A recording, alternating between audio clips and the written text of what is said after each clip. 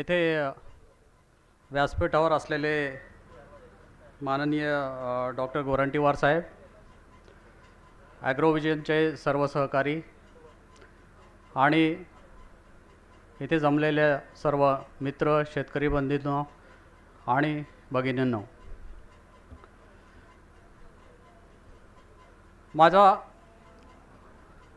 25 वर्षाच्या एक्सपिरियन्समध्ये कार्यकारामध्ये साधारणपणे मागचे 10 ते 15 वर्ष मी पोमोग्रेनेटमध्ये किंवा हॉर्टिकल्चरमध्ये येणारे जे समस्या असतात त्याच्यावर गायडन्स म्हणून सिंजंटामध्ये व्हाईस प्रेसिडेंट ह्या रूपानं मी काम करत होतो.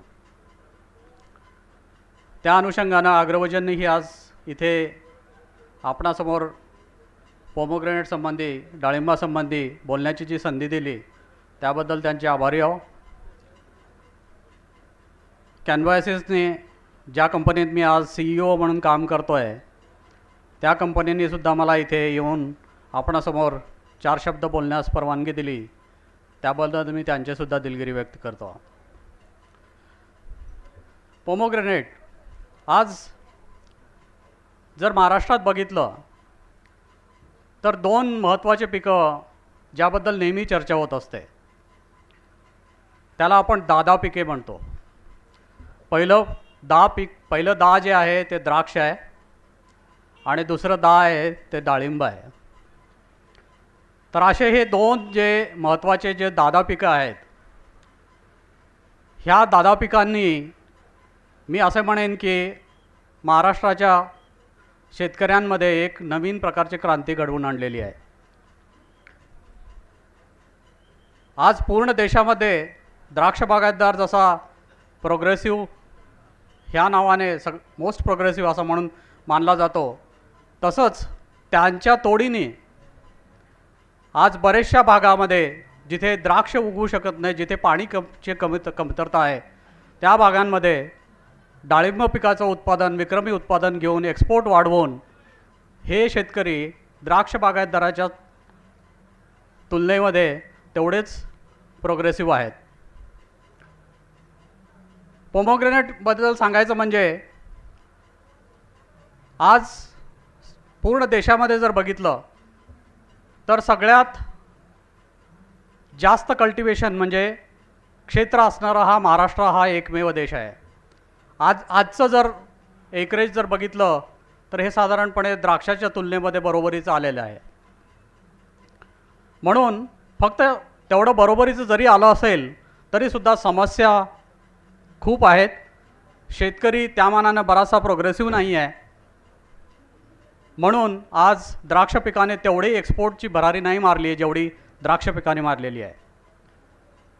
आणि तसं बघितलं गेलं तर जे 1 लाख हेक्टर जे आपण म्हणतोय द्राक्ष पीक आहे, डाळिंब पीक, त्याचं महत्त्वाचं जे कल्टिवेशन आहे म्हणजे ते प्रोडक्शन जे आहे हे पश्चिम महाराष्ट्र आणि मराठवाड्यामध्ये होतं. पण तसं बघितलं तर विदर्भामध्ये सुद्धा डाळिंब पिकाला सुद्धा खूप वाव आहे. आणि त्या अनुषंगाने जर बघितलं तर मागच्या 5-6 वर्षामध्ये हळूहळू डाळिंब पीक हे विदर्भाच्या सर्व शेतकऱ्यांमध्ये हळूहळू प्रचलित होत आहे.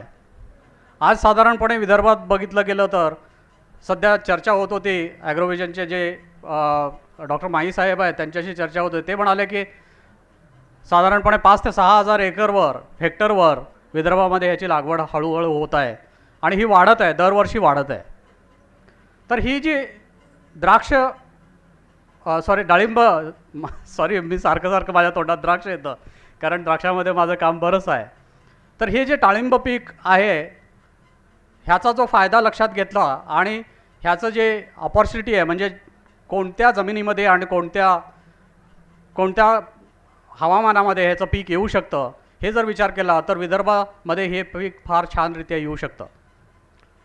आणि कमी पाण्यामध्ये चांगल्या प्रकारचं पीक घेऊन शेतकरी बराचसा पैसा आज कमवू शकतो, हे एक सिद्ध झालेलं आहे. मी जास्त खोलात जाऊन ह्या पिकाविषयी माहिती देत नाही आहे, पण ह्या पिकासाठी लागणाऱ्या काही महत्त्वाच्या गोष्टी आहेत त्याबद्दल मी थोडासा तुमच्यासमोर चर्चा करणार आहे. तर अशा प्रकारचं जे द्राक्ष पिकास डाळिंब पिकासाठी जे गायडन्स आहे ते गायडन्स मी इथे तुम्हाला माझ्या ज्ञानातले जे काही विचार आहेत ते मी तुमच्यासमोर ठेवू इच्छित आहे. डाळिंब पिकामध्ये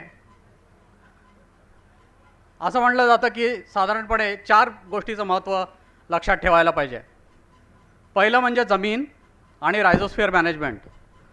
रायझोस्फिअर म्हणजे जमिनीमधला पहिले 6 इंचाचा जो थर असतो त्याला आपण रायझोस्फिअर म्हणतो. तर जमीन कशा प्रकारची राहावे आणि रायझोस्फिअर म्हणजे पहिला 6 इंचाचा थर आपण कशा प्रकारे मॅनेज करू शकतो ह्यावर बरंच यशस्वी कल्टिवेशन जे आहे द्राक्षाचं डाळिंबाचं हे महत्त्वाचं असतं. दुसरा महत्त्वाचा मुद्दा म्हणजे वॉटर मॅनेजमेंट. तुम्ही पेपरमध्ये बरंच वाचलं असेल की बऱ्याचशा भागामध्ये तेल्या रोगाचा प्रादुर्भाव झाल्यामुळे बरेचसे शेतकऱ्यांनी डाळिंब पिकावर कुऱ्हाड लावलेली आहे आणि बरेचसे लोक डाळिंब पिकापासून परावृत्तसुद्धा झालेले आहेत. सुरुवातीच्या काळात ज्यावेळेस शेतकरी नवीन कोणतंही पीक घेतो त्यावेळेस त्या पिकाला समजायला थोडासा वेळ लागतो आणि त्या वेळेमध्ये जर अशा प्रकारचे जर रोग आले तर बराचसा मोठ्या प्रमाणात नुकसान होऊ शकतं आणि त्यामुळं त्याचा जो नुकसान आहे ते दीर्घकालापर्यंत राहू शकतं. म्हणून बरेचसे शेतकरी ह्याच्यापासून परावृत्त होतात. आणि ह्याचं जर व्यवस्थित नियंत्रण करायचं असेल, तेल्याच्या रोगाचं जर नियंत्रण करायचं असेल तर वॉटर मॅनेजमेंट हा सुद्धा एक मोठा महत्त्वाचा मुद्दा आहे, हे लक्षात ठेवायला विसरू नये. तिसरा मोठा मुद्दा असा आहे तो न्यूट्रिएंट मॅनेजमेंटचा. म्हणजे डाळिंब पिकाला कोणते कोणते न्यूट्रिएंट्स लागतात, किती प्रमाणात लागतात, कोणत्या वेळी लागतात आणि कसे द्यायचे ह्याचा एक विचार आणि फार खोलाने होणे आवश्यक आहे. बरेचसे शेतकरी काय करतात, असमंजस असल्यामुळे किंवा ह्या पिकाची माहिती नसल्यामुळे बरेचसे शेतकरी कन्सल्टंटवर निर्भर राहतात.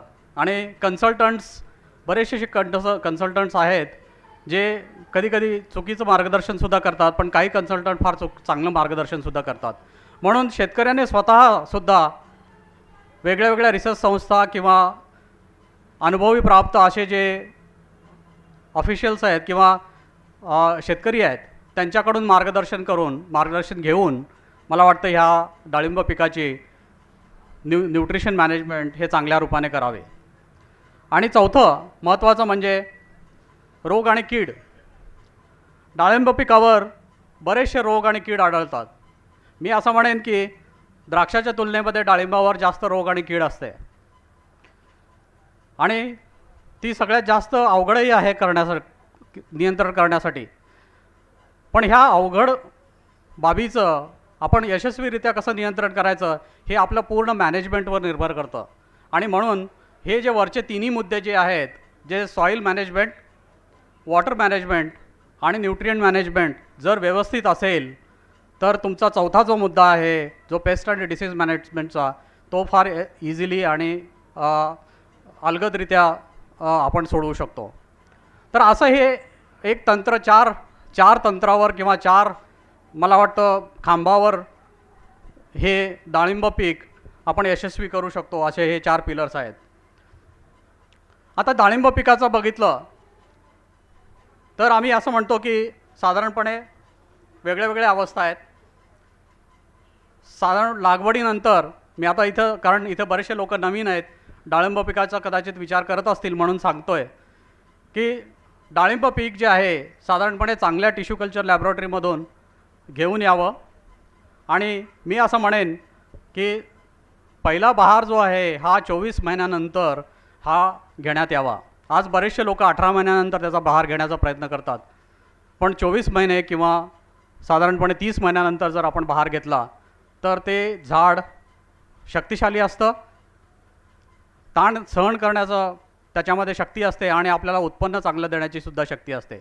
बरेचसे लोक गडबड करून 18व्या महिन्यातसुद्धा ह्याचं पीक घ्यायला लागतात, पण त्याचं जर ॲव्हरेज बघितलं 5 वर्षाचं हे तेवढंच पडतं जेवढं जर तुम्ही 24 महिन्यानंतर किंवा 30 महिन्यानंतर त्याचा बहार धरला तर असे हे जे डाळिंब पीक आहे, साधारणपणे आम्ही असं म्हणतो की 5 विभागामध्ये आम्ही त्याचं पूर्ण जे जीवनचक्र आहे तो जीवनचक्र आम्ही 5 विभागामध्ये विभागला आहे. मी लागवडीपासून बहार धरण्यापर्यंत काय करायचं या गोष्टी ह्याबद्दल मी जास्त बोलत नाही, पण कारण ह्याबद्दल बरेचसे पुस्तकं अवेलेबल आहेत, बरेचसे मार्गदर्शन अवेलेबल आहे. पण बहार धरल्यापासून साधारणपणे आपण पीक कसं घ्यावं सक्सेसफुलरित्या किंवा यशस्वीरित्या ह्याच्याबद्दल आपण थोडा जास्त विचार करू. तर पहिला जो मुद्दा आहे, पहिला भाग जो आहे तो आहे बहार धरण्याच्या वेळी ताण देणे. म्हणजे जर झाड समजा 24 महिन्याचं झालं किंवा 30 महिन्याचं झालं आणि आपण आता त्याच्यावर फूल आणि बहार घेण्याचं म्हणजे फळ घेण्याचं मनस्थितीत आहोत, तर त्याला ताण द्यावा लागतो. हा ताण कितपत द्यावा लागतो? बऱ्याचशा शेतकऱ्यांना ह्याबद्दल बरीचशी माहिती नसते. बरेचसे शेतकरी म्हणतात की 100% झाड पानगळ झाल्यानंतर ताण, तर पाणी म्हणजे आंबवणीचं पाणी आणि चिंबवणीचं पाणी जे आपण म्हणतो तसं जर दिलं तर त्याचा बहार चांगला येतो. पण मी असं म्हणेन की 100% हा पानगळ न होऊ देता जर 60% पानगळ जरी झाली तरी आपल्याला बहार चांगला धरता येतो. तर असा हा जो पहिला जो स्टेज आहे, जीवनचक्राचा पहिला स्टेज जो आहे हा लीफ फॉल म्हणजे जे पानगळ आहे आणि त्याची छोटीशी छाटणी आहे आणि त्याच्यामधून जे बर्ड्स आहेत ते बर्ड्समधून स्प्राउटिंग जे निघतं, सुरुवातीची जे फूट निघते त्याला आम्ही पहिलं स्टेज असं म्हणतो. दुसऱ्या स्टेजमध्ये आम्ही असं म्हणतो की त्या फुटीचं रूपांतर हळूहळू शेवटी फुलामध्ये रूपांतर होतं आणि जे फूल आहे त्याला आपण म्हणजे फूल निघण्याची अवस्था असं म्हणू शकतो. आणि ती फूल कसं निघावं आणि किती निघावं ह्याचंसुद्धा नियंत्रण आपण करू शकतो. आणि साधारणपणे जर सुरुवातीचं जर पाणी आपण जास्त दिलं म्हणजे आंबवणीचं पाणी जर जास्त दिलं तर शक्यता अशी असते की आधी नर फुलं निघतात जास्त आणि ते नर फुलं त्या फुटीनंतर पहिल्या फुटीनंतर नर फुले निघतात आणि ती नर फुले गळून गेल्यानंतर ही मग मादी फुले निघतात आणि त्याच्यामध्ये बरीचशी झाडाची एनर्जी खर्च होते. म्हणून सुरुवातीचं जे पाणी आहे पानगळीनंतर हे पाणी अगदी फारच लाईट इरिगेशन द्यायला पाहिजे, तरच तुम्हाला नर फूल न निघता मादी फूल निघण्याचे चान्सेस जास्त असतात आणि त्यातून फळ धारणा होऊ शकते. ही दुसरी अवस्था आहे. तिसरी अवस्था जी आहे ती आहे फुलामधून फळ सेटिंग होण्याची जी अवस्था आहे आणि ही अवस्थासुद्धा फार महत्त्वाची आहे. कारण ह्या वेळेससुद्धा बऱ्याचशा गोष्टी निसर्गाच्या आणि झाडाच्या त्याला फळामध्ये कन्वर्ट करण्यामध्ये महत्त्वपूर्ण काम करतात आणि त्या गोष्टी कोणत्या आहेत हे आपण पुढच्या स्लाईडमध्ये बघू. चौथी गोष्ट, एकदा फळ सेटिंग झाल्यानंतर बरेचशे वेळ फक्त आपण त्याचं मॅनेजमेंट म्हणजे हे फळ टिकवून धरणे, त्याला पोषण करणे, त्याला योग्य ते औषधं देणे म्हणजे करून आपल्याला चांगल्या प्रकारे ते फळ मिळू शकतं. ह्याचं एक पूर्ण मॅनेजमेंट जे आहे हे करणं फार आवश्यक आहे. म्हणून हे चौथा भाग जो आहे हा फ्रूट डेव्हलपमेंटचा जो भाग आहे आणि मॅनेजमेंटचा जो भाग आहे हा चौथा भाग आहे. आणि पाचवा भाग जो आहे की कोणत्या क्षणी म्हणजे साधारणपणे फळ पूर्ण भरल्यानंतर त्याची क्वालिटी कशी डेव्हलप करणे आणि त्याचं हार्वेस्टिंग कसं करणे आणि त्यातून आपला बिझनेस म्हणजे त्याची विक्री कशी करणे ह्याच्यावर अवलंबून आहे. अशा ह्या 5 जीवनचक्राच्या भागामधून हे पूर्ण डाळिंब पिकाचं जीवनचक्र अवलंबून असतं. आता ह्याच्यामध्ये प्रत्येक भाग जो आहे ह्या जीवनचक्राचा तो महत्त्वाची कामगिरी आपल्या फळांचं उत्पादन देण्यासाठी योगदान करतो.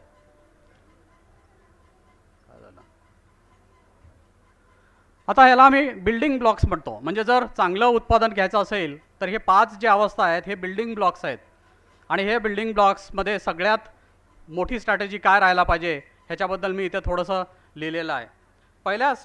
पहिल्या स्टेजमध्ये ज्यावेळेस लीफ फॉल म्हणजे पानगळ किंवा छाटणी थोडी असते त्याच्यामध्ये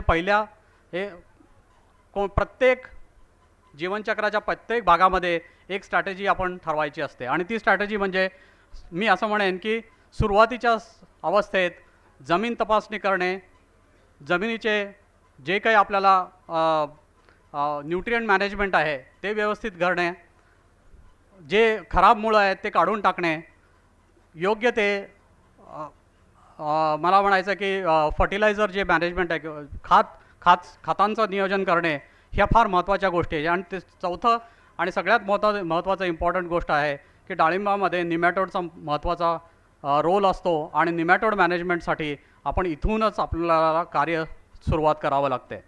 म्हणून सुरुवातीला आपण रूट डेव्हलपमेंट कशी सगळ्यात चांगली घेता येते ह्याच्याबद्दल जास्त फोकस करायला पाहिजे. म्हणजे ती जर रूट डेव्हलपमेंट जर चांगली असेल तर आपल्याला मादी फुलाचं नियोजन ठेवता येतं आणि मादी फुलाचं नियोजन ठेवता आलं तर पुढच्या पिकाचं नियोजन आपल्याला करता येतं.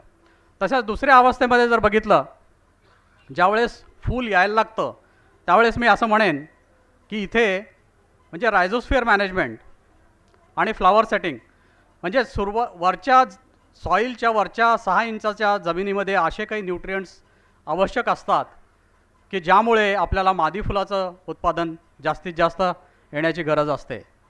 त्याचं मूळ चांगलं राहणं आवश्यक असतं. म्हणून आपल्याला लक्ष जे आहे पहिल्या 6 इंचाच्या थरामध्ये हे केंद्रित करावं लागतं, ज्यामुळे आपल्याला फ्लावर सेटिंग चांगले होते आणि फ्लावर प्रोडक्शन चांगलं होतं.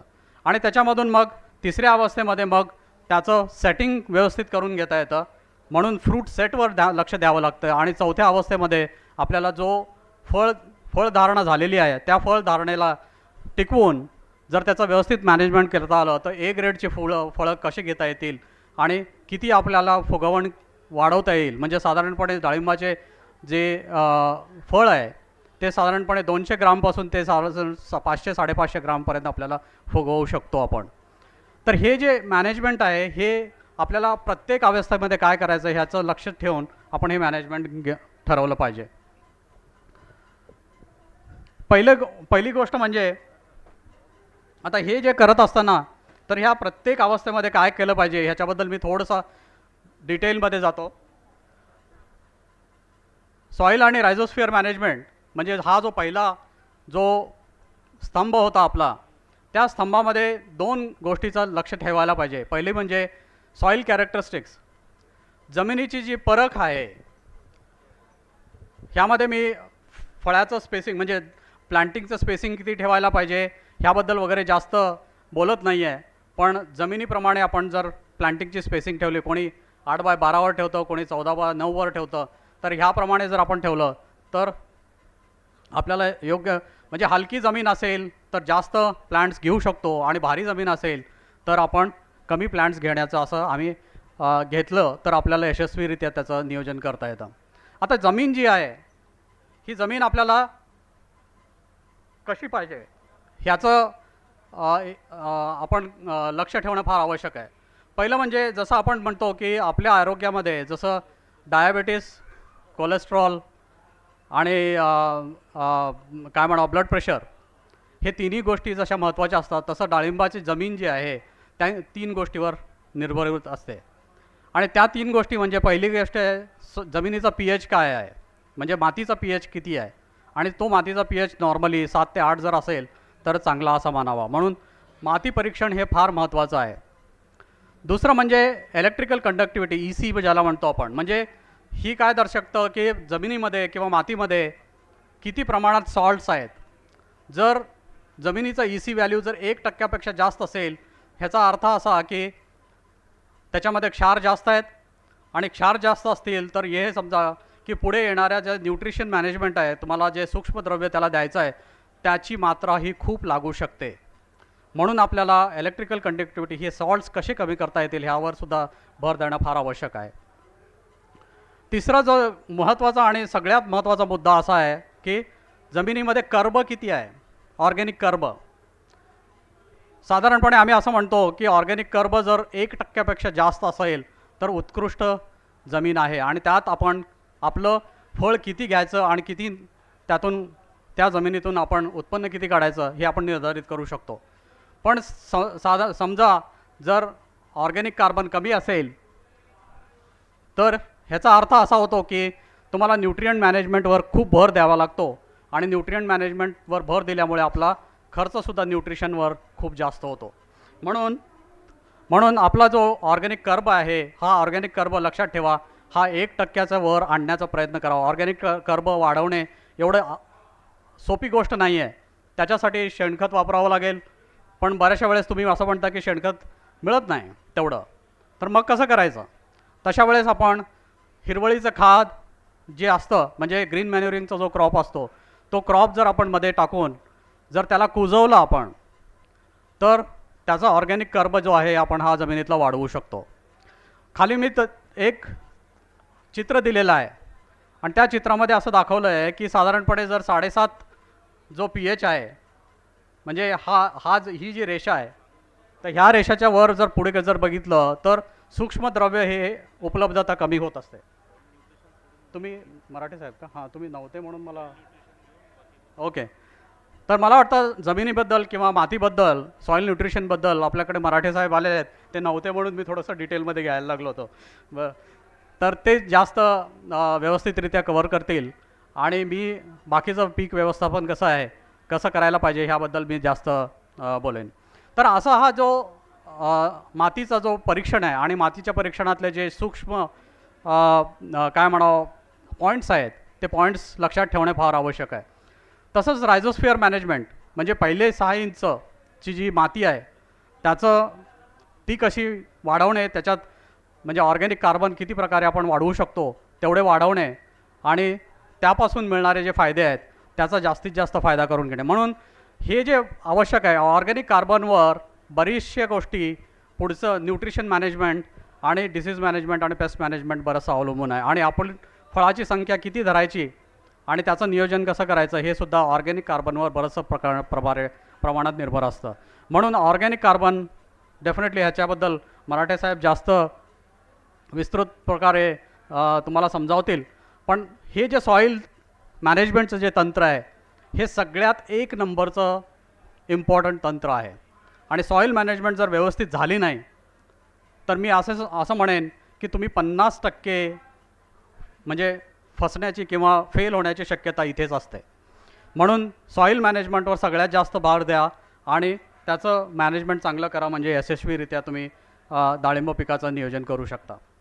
आता डाळिंबामध्ये बरेचसे रोग आणि कीड येतात आणि हे रोग आणि कीड बऱ्याचशा म्हणजे उत्पन्नाचं नुकसान करतात आणि आपल्या खर्चाचं आपण खर्च किती होतो ह्याचंसुद्धा काय म्हणावं, खर्च किती होतो आपला त्याचंसुद्धा एक मापन ठरवतात. सॉरी, मला थोडंसं मराठी कमी येतं त्याच्यामुळे मी थोडंसं कधी विचार करतो आणि मग मी हळूहळू बोलतो आहे.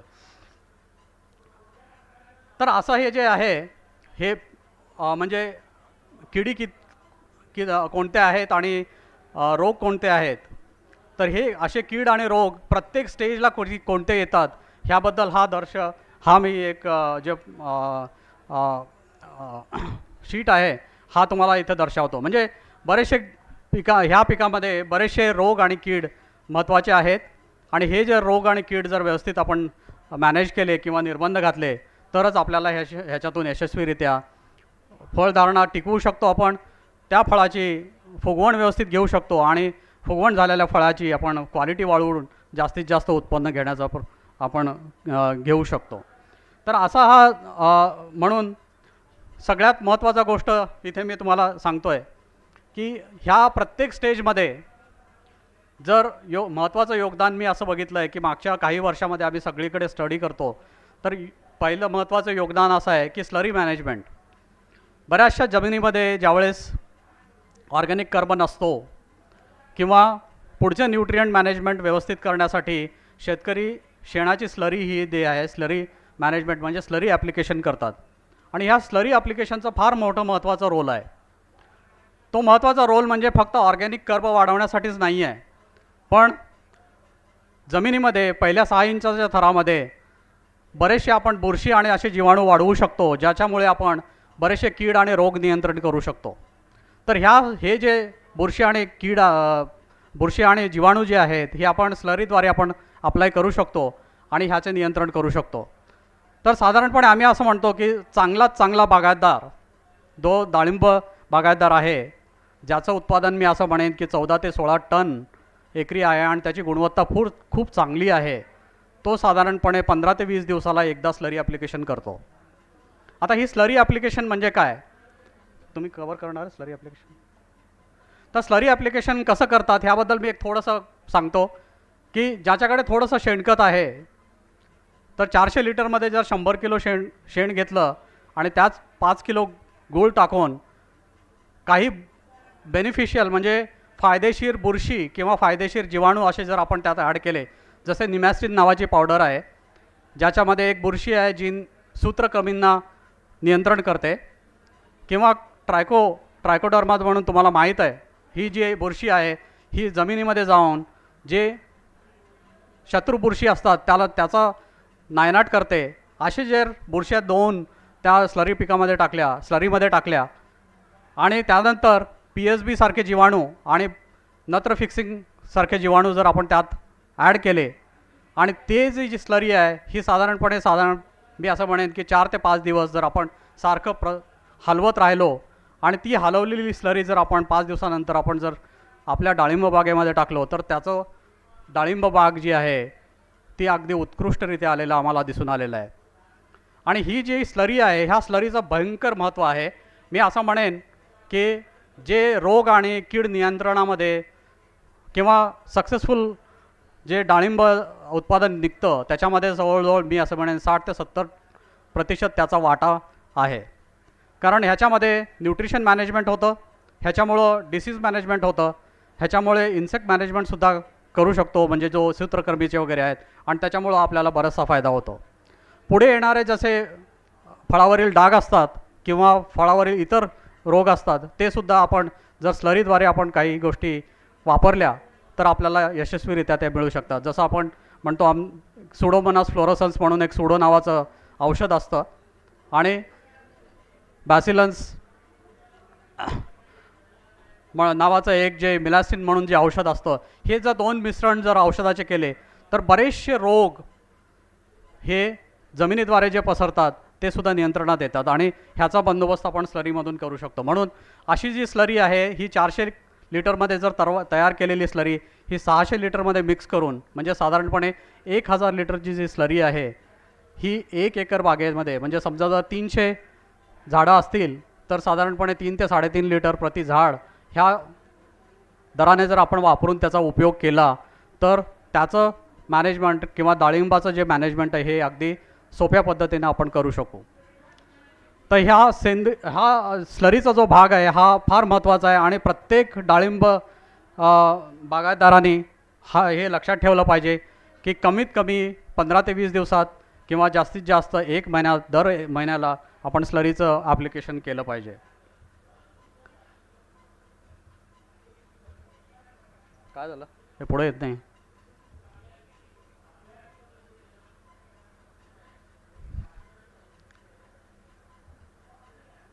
क्या हो गया, आगे नहीं आ रहा है.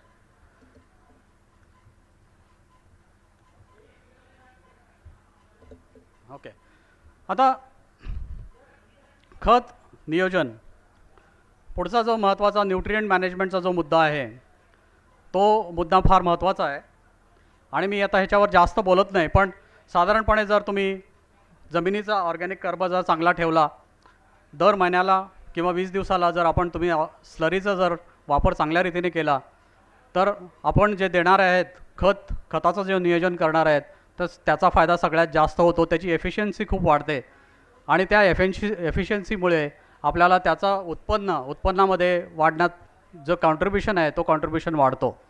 साधारणपणे आम्ही असं म्हणतो की डाळिंबाला 500 ते 600 ग्राम नत्र, साधारणपणे 250 ग्राम स्फुरद आणि 250 ग्राम पलाश हे लागतं प्रत्येक झाडाला. तर हे जे नत्र, स्फुरद आणि पलाशचं रिक्वायरमेंट आहे हे कशा प्रकारे द्यावे हे तर म्हणजे खताच्या रूपाने सुद्धा द्यावं लागतं आणि नंतर फर्टिगेशनच्या रूपाने सुद्धा द्यावं लागतं. पण हे खत देताना 2-3 गोष्टी महत्त्वाच्या आहेत. त्या गोष्टी म्हणजे पहिली गोष्ट अशी आहे की पहिली गोष्ट तर स्लरीचं मॅनेजमेंट करायला पाहिजे हे तुम्हाला सांगितलं. दुसरं फॉस्फेट रिच ऑर्गॅनिक मॅन्युअर म्हणून असतं.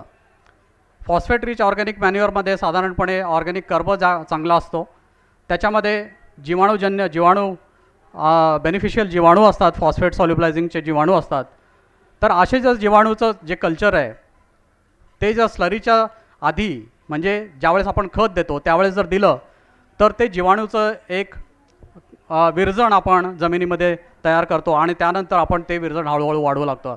आणि सुरुवातीला जे आहे तुम्ही एक लक्षात ठेवा की फॉस्फेटची गरज ही सुरुवातीला जेव्हा जेव्हा म्हणजे रूट डेव्हलपमेंट पाहिजे, म्हणजे मुळं फुटण्याची जी अवस्था असते त्यावेळेस फॉस्फेटचं रिक्वायरमेंट जास्त असतं आणि मुळं फुटण्यापासून ते साधारणपणे फुलं येण्याच्या अवस्थेमध्ये फॉस्फेटचं रिक्वायरमेंट जास्त असतं.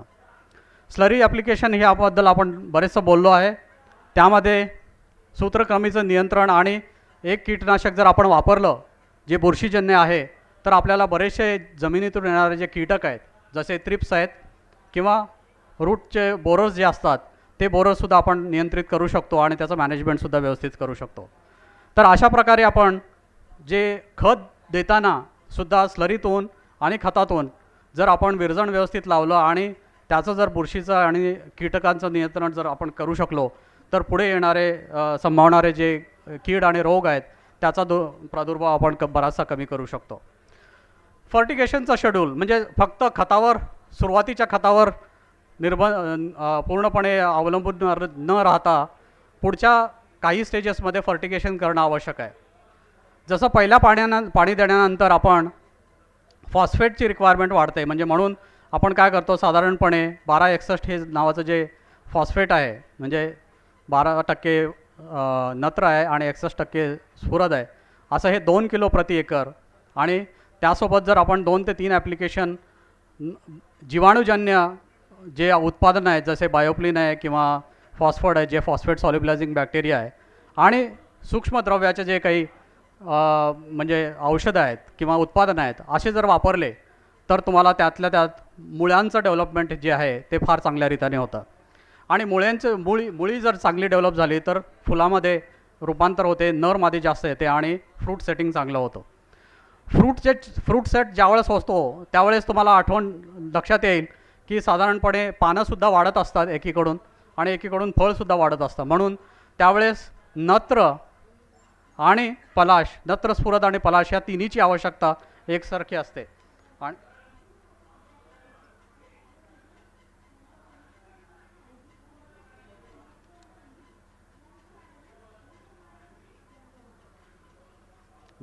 नत्र स्फुरद आणि पलाशची आवश्यकता तिन्ही असते. म्हणून साधारणपणे त्याचं जे 19 ऑल जे हे फर्टिलायझर आहे हे साधारणपणे पुढच्या 15 दिवसात जर आपण 2-1 किलो प्रति एकर ह्या रूपाने जर केलं प्रति दिवसाआड आणि त्याच्यासोबत जर जीवाणूजन्य बॅक्टेरिया सारखे जे उत्पादनं आहेत त्याचा जर वापर केला तर तुम्हाला नत्र स्फुरद आणि पलाशचा जो सप्लाय आहे तो जास्त होतो.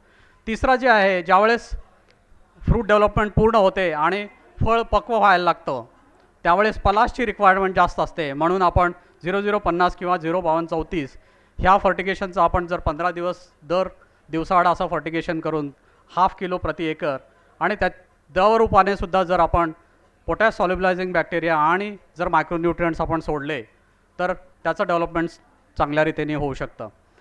डाळिंब पिकामध्ये कॅल्शियमचं फार महत्त्व आहे. म्हणून कॅल्शियमचं जे ॲप्लिकेशन आहे म्हणजे कॅल्शियम नायट्रेटचं जे ॲप्लिकेशन आहे साधारणपणे मी असं म्हणेन की सेटिंग झाल्यापासून ते साधारणपणे फ्रूट डेव्हलपमेंटच्या आसपास जवळजवळ 2 ते 3 वेळेस आपलं कॅल्शियम नायट्रेटचा वापर केला पाहिजे. आणि नंतर 1 महिना आधी म्हणजे हार्वेस्टिंगच्या आधीसुद्धा ड्रिपमधून कॅल्शियम नायट्रेट देणं फार आवश्यक आहे. कारण जेवढं तुम्ही थोडंसं नत्र द्याल तेवढं त्याला डाळिंब पीक भरण्यासुद्धा महत्त्व होते, दाणे भरण्यास महत्त्व होतो. आणि पोटॅश जास्त दिल्यानं त्याची कलर चांगला येतो आणि त्याची स्किन चांगली होते आणि क्वालिटी गुणवत्ता चांगली मिळते. वेळेचा अभाव आहे त्यामुळे मी थोडंसं फास्ट घेईन. वॉटर मॅनेजमेंट आपण पुढे बोलू, कारण वॉटर मॅनेजमेंट जर आपण व्यवस्थित ठेवलो तर आपण तेल्या रोगाचं नियंत्रण फार चांगला करू शकतो. आणि तेल्या रोगाचं नियंत्रण हे सगळ्यात मोठं आणि इम्पॉर्टंट असं महत्त्वाचं काम आहे ज्याच्यामुळं आपण आपली डाळिंब बागायची क्वालिटी आणि जास्तीत जास्त फळ उत्पादन करू शकतो.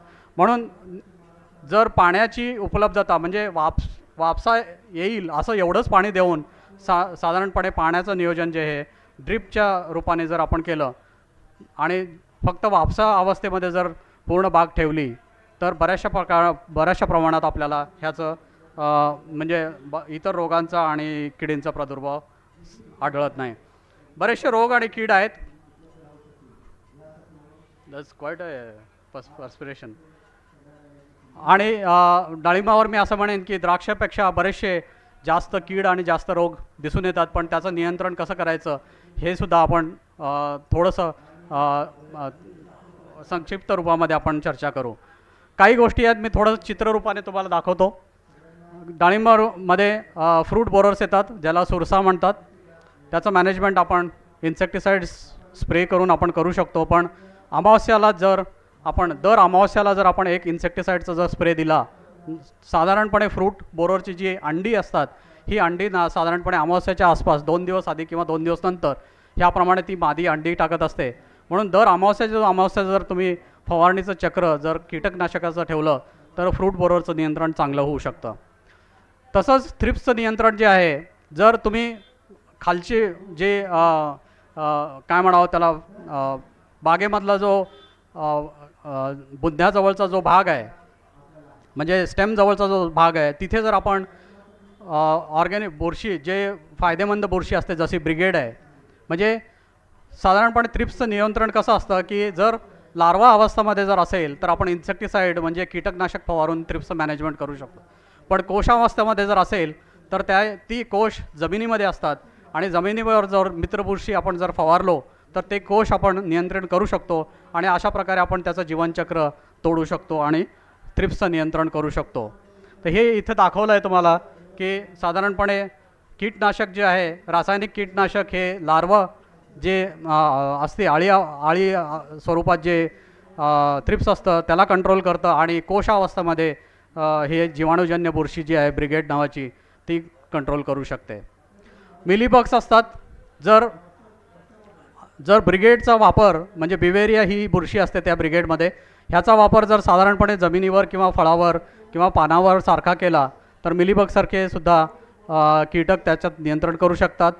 तसंच तुम्हाला सेमिलुपर किंवा कॅटरपिलर जर असतील जे फळ छेद करणारे, आपण आत्ताच बोललो की अमावस्याला जर आपण कीटनाशक फवारलो तर आपण त्याचं नियंत्रण करू शकतो. फ्रूट सकिंग मॉथ हा एक मोठी समस्या आहे, ज्याला पाकोळी म्हणतात. आणि ह्या पाकोळीवर कोणतंही कीटकनाशक किंवा बुरशीनाशक काम करत नाही. अशा व्यवस्थेत फक्त त्याचं नियंत्रण आणि मॅनेजमेंट करणं फार आवश्यक आहे. साधारणपणे जर फळ ज्यावेळेस सप्टेंबरच्या महिन्यात म्हणजे ऑगस्ट आणि सप्टेंबरमध्ये जर फळ बारीक असेल तर पश्चिमेच्या दिशेनं जर तुम्ही लाईट लावून ठेवला तर पाकोळीचा जे आगमन आहे हे होत नाही. आणि जर फळावर तुम्ही म्हणजे चांगलं सडवलेलं जर फिश असेल म्हणजे मासे असतील त्याला सडवून जर आपण स्प्रे केला तर ते फिश ऑइल सारखं काम करतं आणि पाकोळीला रिपेल करण्यासाठी म्हणजे वापस पाठवण्यासाठी ते काम करतं. म्हणून आपण फिश ऑइलचा सुद्धा वापर व्यवस्थित करू शकतो. तसंच माइट्सचं नियंत्रण आपण मायटिसाइड्स घेऊन आपण करू शकतो आणि त्याचं नियंत्रण करू शकतो. व्हाईट फ्लायचं नियंत्रण आपण मित्रबुरशी जे आहेत जशी ब्रिगेडसारखी तशी वापरून सुद्धा करू शकतो. म्हणजे मला सांगायचं तात्पर्य असं आहे की रासायनिक जे औषधं आहेत किंवा खतं आहेत आणि जीवाणूजन्य जे औषधं आहेत आणि खतं, ह्याचा जो बॅलन्स जर तुम्ही करू शकले तर सगळ्यात जास्त आणि सगळ्यात चांगलं डाळिंबाचं पीक तुमच्या हातात येतं. तुम्ही जर डाळिंब भागात गेलात तर ते बरेचसे लोक जास्त रासायनिक औषधांकडे जात नाहीत. जे नैसर्गिक औषधं आहेत जसे जीवाणूजन्य आहेत किंवा बुरशीजन्य जे औषधं आहेत त्याचा नियंत्रण चांगला मिळतो आणि त्यामुळं ते यशस्वीरित्या ते लोक डाळिंब पिकं घेतात. तर असे व्हाईट फ्लायचं मॅनेजमेंट आपण करू शकतो.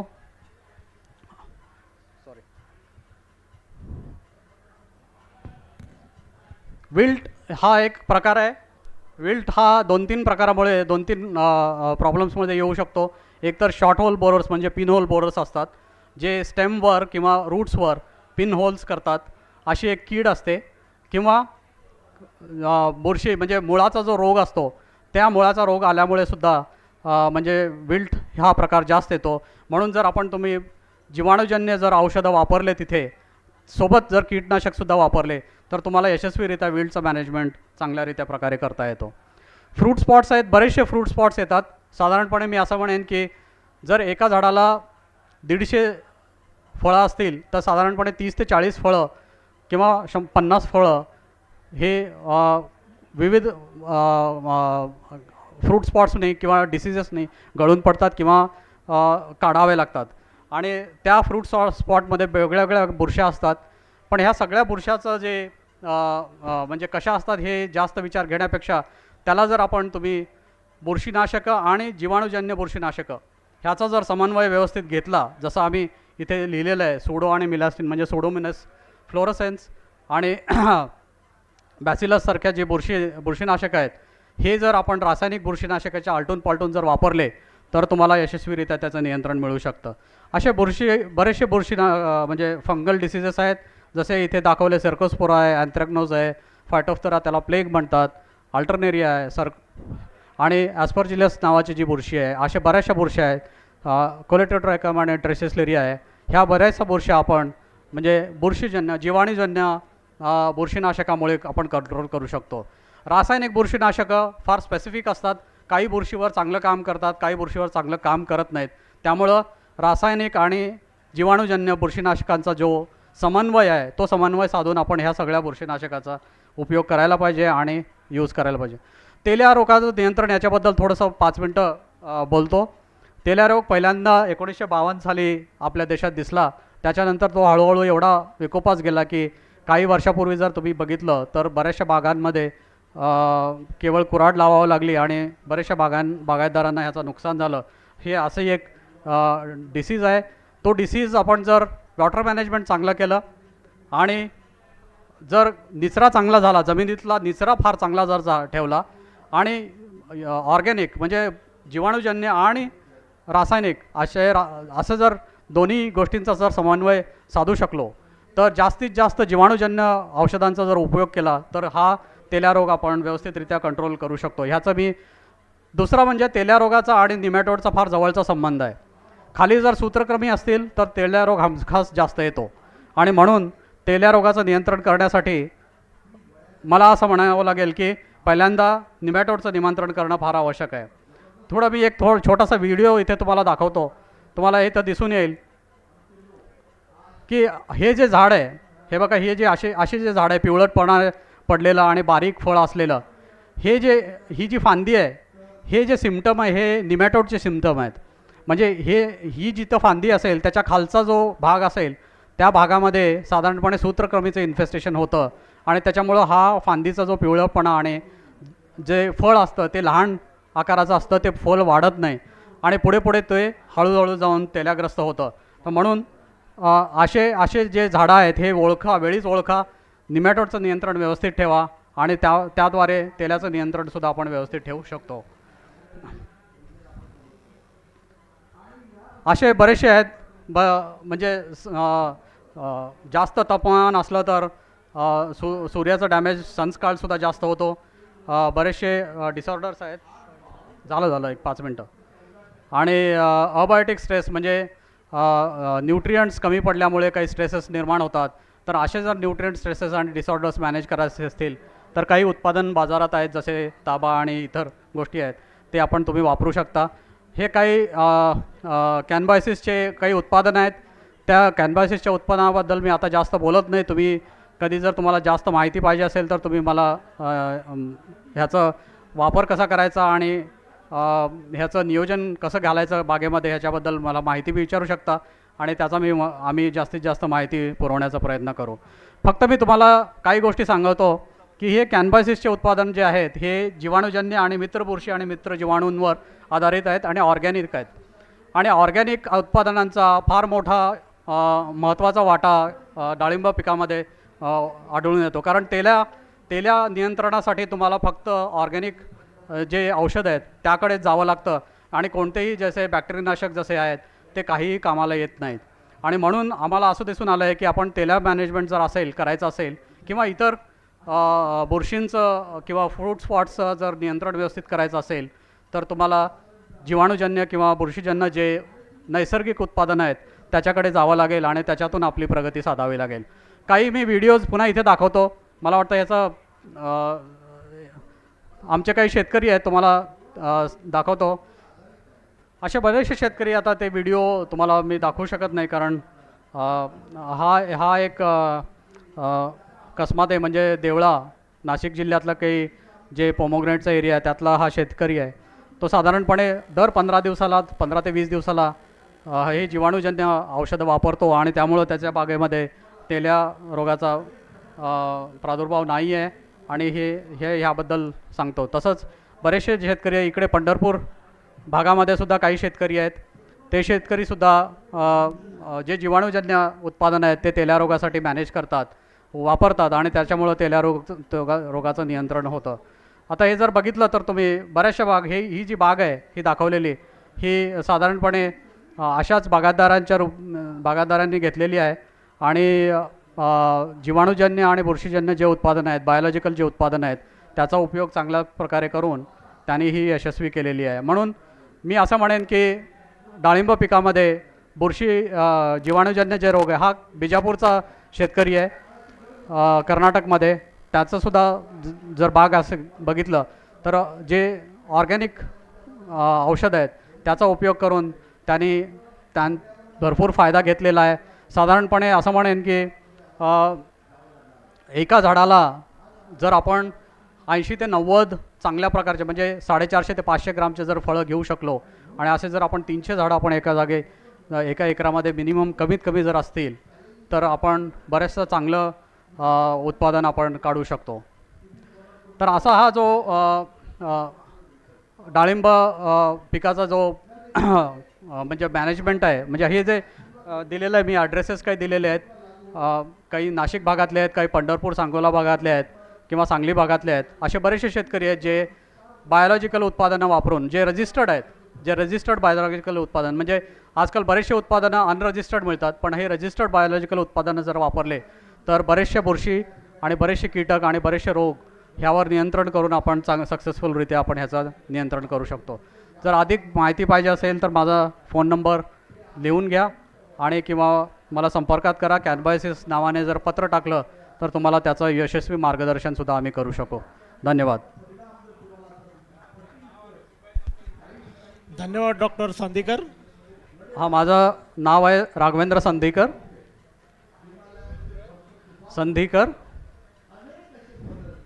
आणि हा जो मोबाईल नंबर आहे हा बघा तुम्ही, माझे हे मित्र आहेत म्हणजे अकोला भागातले मित्र आहेत आणि अमरावती भागातले मित्र आहेत. जर तुम्ही इथले शेतकरी असाल तर त्यांचा नंबर लिहून घेऊ शकता तुम्ही. अमित ढोरे हे अकोला, वाशिम आणि यवतमाळ बघतात. त्यांचा नंबर आहे 77 190 70 910 77 190 70 910. आणि अमरावती भागाचे आमचे जे मॅनेजर आहेत अमोल निंबोकर म्हणून, त्यांचा मोबाईल नंबर आहे 97 39 75 35 50. तर ह्यांना जर तुम्ही संपर्क साधला तर आम्ही तुम्हाला योग्य मार्गदर्शन करून डाळिंब पिकाबद्दल जास्तीत जास्त अजून माहिती पुरवू शकू. धन्यवाद. मी डॉक्टर राजीव मराठे. मी ओळख याच्यासाठी देतो की एक सोलापूरला डाळिंब संशोधन केंद्र म्हणून आहे जे एक्सक्लुझिव्हली डाळिंब पिकावरच कार्य करतं. सोलापूरला आहे. तिथे मी गेले 8 वर्ष काम करत होतो आणि गेल्या 2 वर्षापासून इथे NRC फॉर सिट्रस आहे, सायट्रस रिसर्च इन्स्टिट्यूट म्हणून आहे, तिथे आलेलो आहे. तर ॲग्रोव्हिजनमध्ये गेल्या 4-5 वर्षापासून मी लेक्चर देत असल्यामुळे यावेळीसुद्धा मी डाळिंबावरच लेक्चर देतो आहे. तर डाळिंब पिकाबद्दल बोलायचं म्हणजे साहेबांनी सध्या बरेच विषय कव्हर केले आहेत, पण मी विशेषतः सॉईल आणि न्यूट्रिशनबद्दलच बोलीन आहे. तर जसं तुम्ही पिक्चर पाहून राहिले की डाळिंब पिकाची सगळ्यात जर महत्त्वाची वैशिष्ट्य जर असतील तर हे एक हार्डी क्रॉप आहे. हार्डी क्रॉप म्हणजे हे भरपूर प्रतिकूल परिस्थितीला प्रतिकारक्षम पीक आहे. म्हणजे आपण जे प्रतिकूल वातावरण जे आहे, जसं जमीन असो किंवा वातावरण असो, जसं की टेम्परेचर खूप हाय आहे, सॉईल खूप लाईट टेक्स्चर आहे किंवा खूप हे असेल, तुम्हाला सांगायचं म्हणजे हे पीक जे आहे हे अफगाणिस्तानमध्ये आहे. याचा उगम इराण, इराक आणि अफगाणिस्तान या देशातला आहे. या देशामध्ये रेनफॉल बिलकुल नाही आहे, सॉईल प्रॉपर्टी बिलकुल नाही आहे आणि तिची जमीनसुद्धा पूर्ण रेतीमय जमीन आहे. अशा प्रतिकूल परिस्थितीत वाढणारं हे पीक आहे. आपण या पिकाला भारतामध्ये इम्पोर्ट केलं गेलेलं आहे आणि विविध मार्गाने आलं. आणि सोलापूर हा प्रदेश जो आहे, सोलापूरमध्ये मी 7 वर्ष होतो. तिथे जे मेन हब आहे डाळिंबाचं सांगोला म्हणून, तिथे फक्त 150 मिलीमीटर रेनफॉल आहे. वर्षात फक्त 150 मिलीमीटर रेनफॉल पडतो. सोलापूरमध्ये 400 ते 500 मिलीमीटर रेनफॉल पडतो आणि तो सुद्धा रब्बी रिजनमध्ये पडतो. म्हणजे आपल्या इथे जून जुलैमध्ये पडतो, तर तिथे तुमचा रब्बी जे सीझनला पाऊस पडतो हा. तर अशा प्रतिकूल परिस्थितीमध्ये सोलापूरमध्ये जिथे फक्त मालदांडी ज्वारी पिकत होती आणि त्यांची परिस्थिती एकरी 5,000 रुपये उत्पादन होतं, ते आज 5 लाखापर्यंत ते उत्पादन घेऊ शकतात आहे फक्त एका पिकाच्या मार्फत, ते म्हणजे डाळिंब पिकामार्फत. तर तुम्हाला सांगायचा उद्देश याच्यासाठी की अशा प्रतिकूल परिस्थितीत वाढणारे हे पीक आपण विदर्भाची जमीन जर विचार केला आपण, तर ही जगातली सर्वात सुपीक जमीन आहे. आपण ज्याला ब्लॅक कॉटन सॉईल म्हणतो, ही जगातली सर्वात सुपीक आहे. इथचा रेनफॉल सोलापूर सांगोल्याच्या 10 पट आहे आणि सोलापूरच्या डबल आहे. तरीसुद्धा गेल्या काही वर्षामध्ये इथे डाळिंबाचं उत्पादन फार मोठ्या प्रमाणात वाढत आहे. म्हणजे आता जवळपास या एरियामध्ये 5,000 हेक्टर जे आहे एरिया विदर्भामध्ये झालेला आहे आणि काही जणांनी फार यशस्वीरित्या याचं उत्पादन पण घेतलं आहे आणि याचं उत्पादन आपल्या भागात भयंकर वाढत आहे. पण हे उत्पादन घेण्यापूर्वी जसं साहेबांनी तेल्या रोगावर जसं विशेष सांगायला पाहिजे होतं, पण त्यांना टाईम अभावी ते सांगू शकले नाही. तर ते आणि एक ह्युमिडिटी, जसं आता नंतर आमच्यानंतर सर बोलणार आहे, ते सुद्धा वॉटर मॅनेजमेंटवर बोलतील, तर याच्याबद्दल आपण विशेष लक्ष देणं आवश्यक आहे. या दुसरं पिकाचं वैशिष्ट्य म्हणजे ॲडॅप्टिबिलिटी, म्हणजे व्हेरिड सॉईलमध्ये हे येऊ शकतं. म्हणजे हिमालयन रिजनमध्ये सुद्धा याचं उत्पादन आहे. तुम्ही जर हिमाचल प्रदेशमध्ये गेले, इव्हन जम्मू काश्मीरमध्ये गेले तरी आहे. पण आपण जर कमर्शियल प्रोडक्शनचा विचार करणं आजकाल आवश्यक आहे. म्हणजे फक्त कोणत्याही ठिकाणी पीक येतं म्हणून घेणं जरुरी नाही आहे. तर आपल्याला त्याच्यातून 2 पैसे कसे मिळतील आहे. आज संत्रा पीक आहे, आपण म्हणतो आहे भाव नाही आहे, तर या पार्श्वभूमीवर आपण या पिकाचा विचार करणं आवश्यक आहे. त्याच्यानंतर हे आयडियल क्रॉप आहे स्मॉल होल्डिंगसाठी. म्हणजे आता शेतकरी जे आहे हे सगळे अल्पभूधारक होत चालले आहेत. म्हणजे 40 एकर 50 एकर जमीनवाले खूप कमी राहिले. 2 एकरामध्ये काय घ्यावं परवडत नाही, सोयाबीन लावायला परवडत नाही. तर 2 एकर जरी तुम्ही डाळिंब लावलं तरी एक मिनिमम फार्मरला जेवढी रिक्वायरमेंट आहे त्याचं फुलफिल करणारं हे पीक आहे. जर तुम्ही 2 एकर जरी तुमच्याजवळ जमीन असेल, हलकी जमीन असेल की ज्या ठिकाणी तुम्ही सद्यस्थितीत काहीही घेऊ शकत नाही, अशा ठिकाणी 2 ते 3 एकर जरी जमीन असेल आणि त्याच्यात तुम्ही डाळिंब घेतलं तर त्याच्यातून कितीही नाही म्हटलं तरी सबस्टेन्शियल उत्पादन, म्हणजे लाखोमध्ये 100% उत्पादन मिळवायची याच्यामध्ये शक्यता आहे. तर असं हे पीक आहे. त्याच्यानंतर याला जर मार्केट म्हटलं की बा सगळीकडे आता एवढा एरिया वाढतो, तर मार्केटचं काय आहे, तर याला एक्सपोर्ट पोटेन्शियल आहे. आणि सगळ्यात महत्त्वाचं म्हणजे संत्र्यासारखं किंवा बाकी पिकांसारखं 8 दिवसात हे फळ खराब होत नाही. तुम्ही 15 दिवस आपल्या या टेम्परेचरमध्ये सद्यस्थितीत 1 महिना जरी हे फळ ठेवलं तरी त्याला काहीही प्रॉब्लेम येत नाही. एक्सपोर्ट ओरिएंटेशन आहे. युरोपियन अमेरिकन मार्केटमध्ये याला खूप डिमांड आहे. तर अशा परिस्थिती हे पिकाची वैशिष्ट्य सांगितले. तर या दृष्टिकोनातून आपण डाळिंब उत्पादनाकडे वळायला हरकत नाही. त्याच्यानंतर याच्या जसे औषधी उपयोग आहेत, म्हणजे सर्दी खोकल्यापासून तर कॅन्सरपर्यंत सगळ्या रोगावर हे प्रभावी इलाज करणारं पीक आहे. अँटीऑक्सिडंट आहे, सगळ्या प्रकारच्या रोगांवर आहे. जर एरिया बघितलं तर जगामध्ये फार कमी कंट्री आहे की जिथे डाळिंबाचं उत्पादन होतं. जसं संत्रा पिकवणारे 50 ते 70 देश आहेत, तर हे डाळिंब पिकवणारे मुख्यत्वे देश आहे स्पेन, त्याच्यानंतर इस्रायल आहे. आणि एरिया वाईज जर पाहिलं तर भारतच सगळ्यात जास्त उत्पादन करणार आहे. जवळपास 1.22 म्हणजे 1,22,000 एवढ्या क्षेत्रावर आहे. आता हे एरिया 1.31 एवढं झालं आहे. आणि भारतामध्ये जरी विचार केला तर फक्त महाराष्ट्रामध्ये 90% उत्पादन होतं येतं. तेही फक्त 2 जिल्हे सोलापूर आणि सांगली, या 2 जिल्ह्यामध्ये 90% एरिया पोमोग्रेनेटचा आणि उत्पादन आहे. त्यामुळे आपल्या इकडे सुद्धा घ्यायला पाहिजे.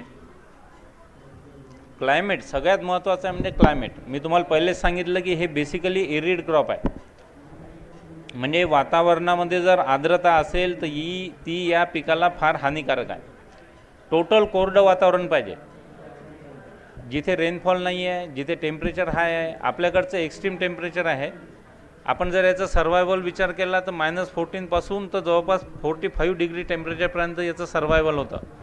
पण कमर्शियल प्रोडक्शन करता याचं सगळ्यात महत्त्वाचं आहे की जे फ्रूट रायपनिंग स्टेज आहे, म्हणजे आपण जे फळ पकवता पिरियडमध्ये, याच्यामध्ये कमीत कमी 38 डिग्रीच्या वर टेम्परेचर पाहिजे. ही जर क्रायटेरिया फुलफिल होत असेल आणि या फळ डेव्हलपमेंट पिरियडमध्ये जर तुमची ह्युमिडिटी नसेल तर अशा ठिकाणी तुम्ही निश्चितपणे हे पीक चांगल्या प्रकारे घेऊ शकता. आता हे जस्ट तुम्हाला पिक्चर दाखवलं आहे की तुम्हाला आता क्लिअर दिसतो आहे की नाही कल्पना नाही, पण अक्षरशः सोलापूर सांगली भागामध्ये किंवा इव्हन आपल्या नागपूर भागांमध्ये शेतकऱ्यांनी डोंगर विकत घेतलेत.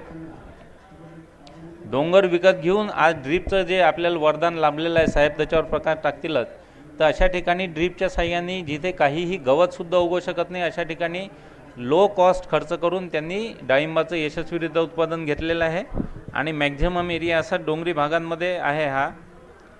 आता हे दुसरं पिक्चर बघत असाल तुम्हाला क्लिअर दिसत नसेल, पूर्ण दगड आहेत आणि एका ठिकाणी सॉल्ट पण आहे.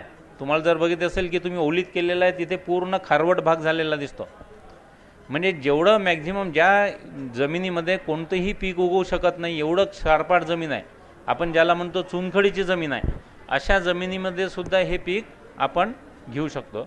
हे तुम्ही पिक्चर बघत असाल, हे म्हणजे सेल्फ एक्सप्लेनेटरी जे म्हणतात त्या टाईपचं आहे की पिक्चर पाहूनच तुम्ही कल्पना करू शकता की हे कसं पीक येऊ शकतं. मग आता तुम्ही म्हणाल की बा सगळ्या जर जमिनीमध्ये हे पीक चांगल्या प्रकारे आपण घेऊ शकतो तर आपल्याला जमिनीबद्दल बोलण्याचं काय आहे, जी जमीन असेल त्यानुसार आपण त्याला प्रोडक्शन घेऊ. पण आजकाल कोणत्याही पिकामध्ये सगळ्यात महत्त्वाचा भाग आहे मॅनेजमेंट भाग आहे. म्हणजे पहिले जसं आपण संत्रा बाग लावून टाकली आणि आलं तर आलं, नाही आलं तर नाही आलं, 2 वर्षातून आलं तरी चालेल, 3 वर्षातून आलं तरी चालेल, ती परिस्थिती राहिली नाही आहे.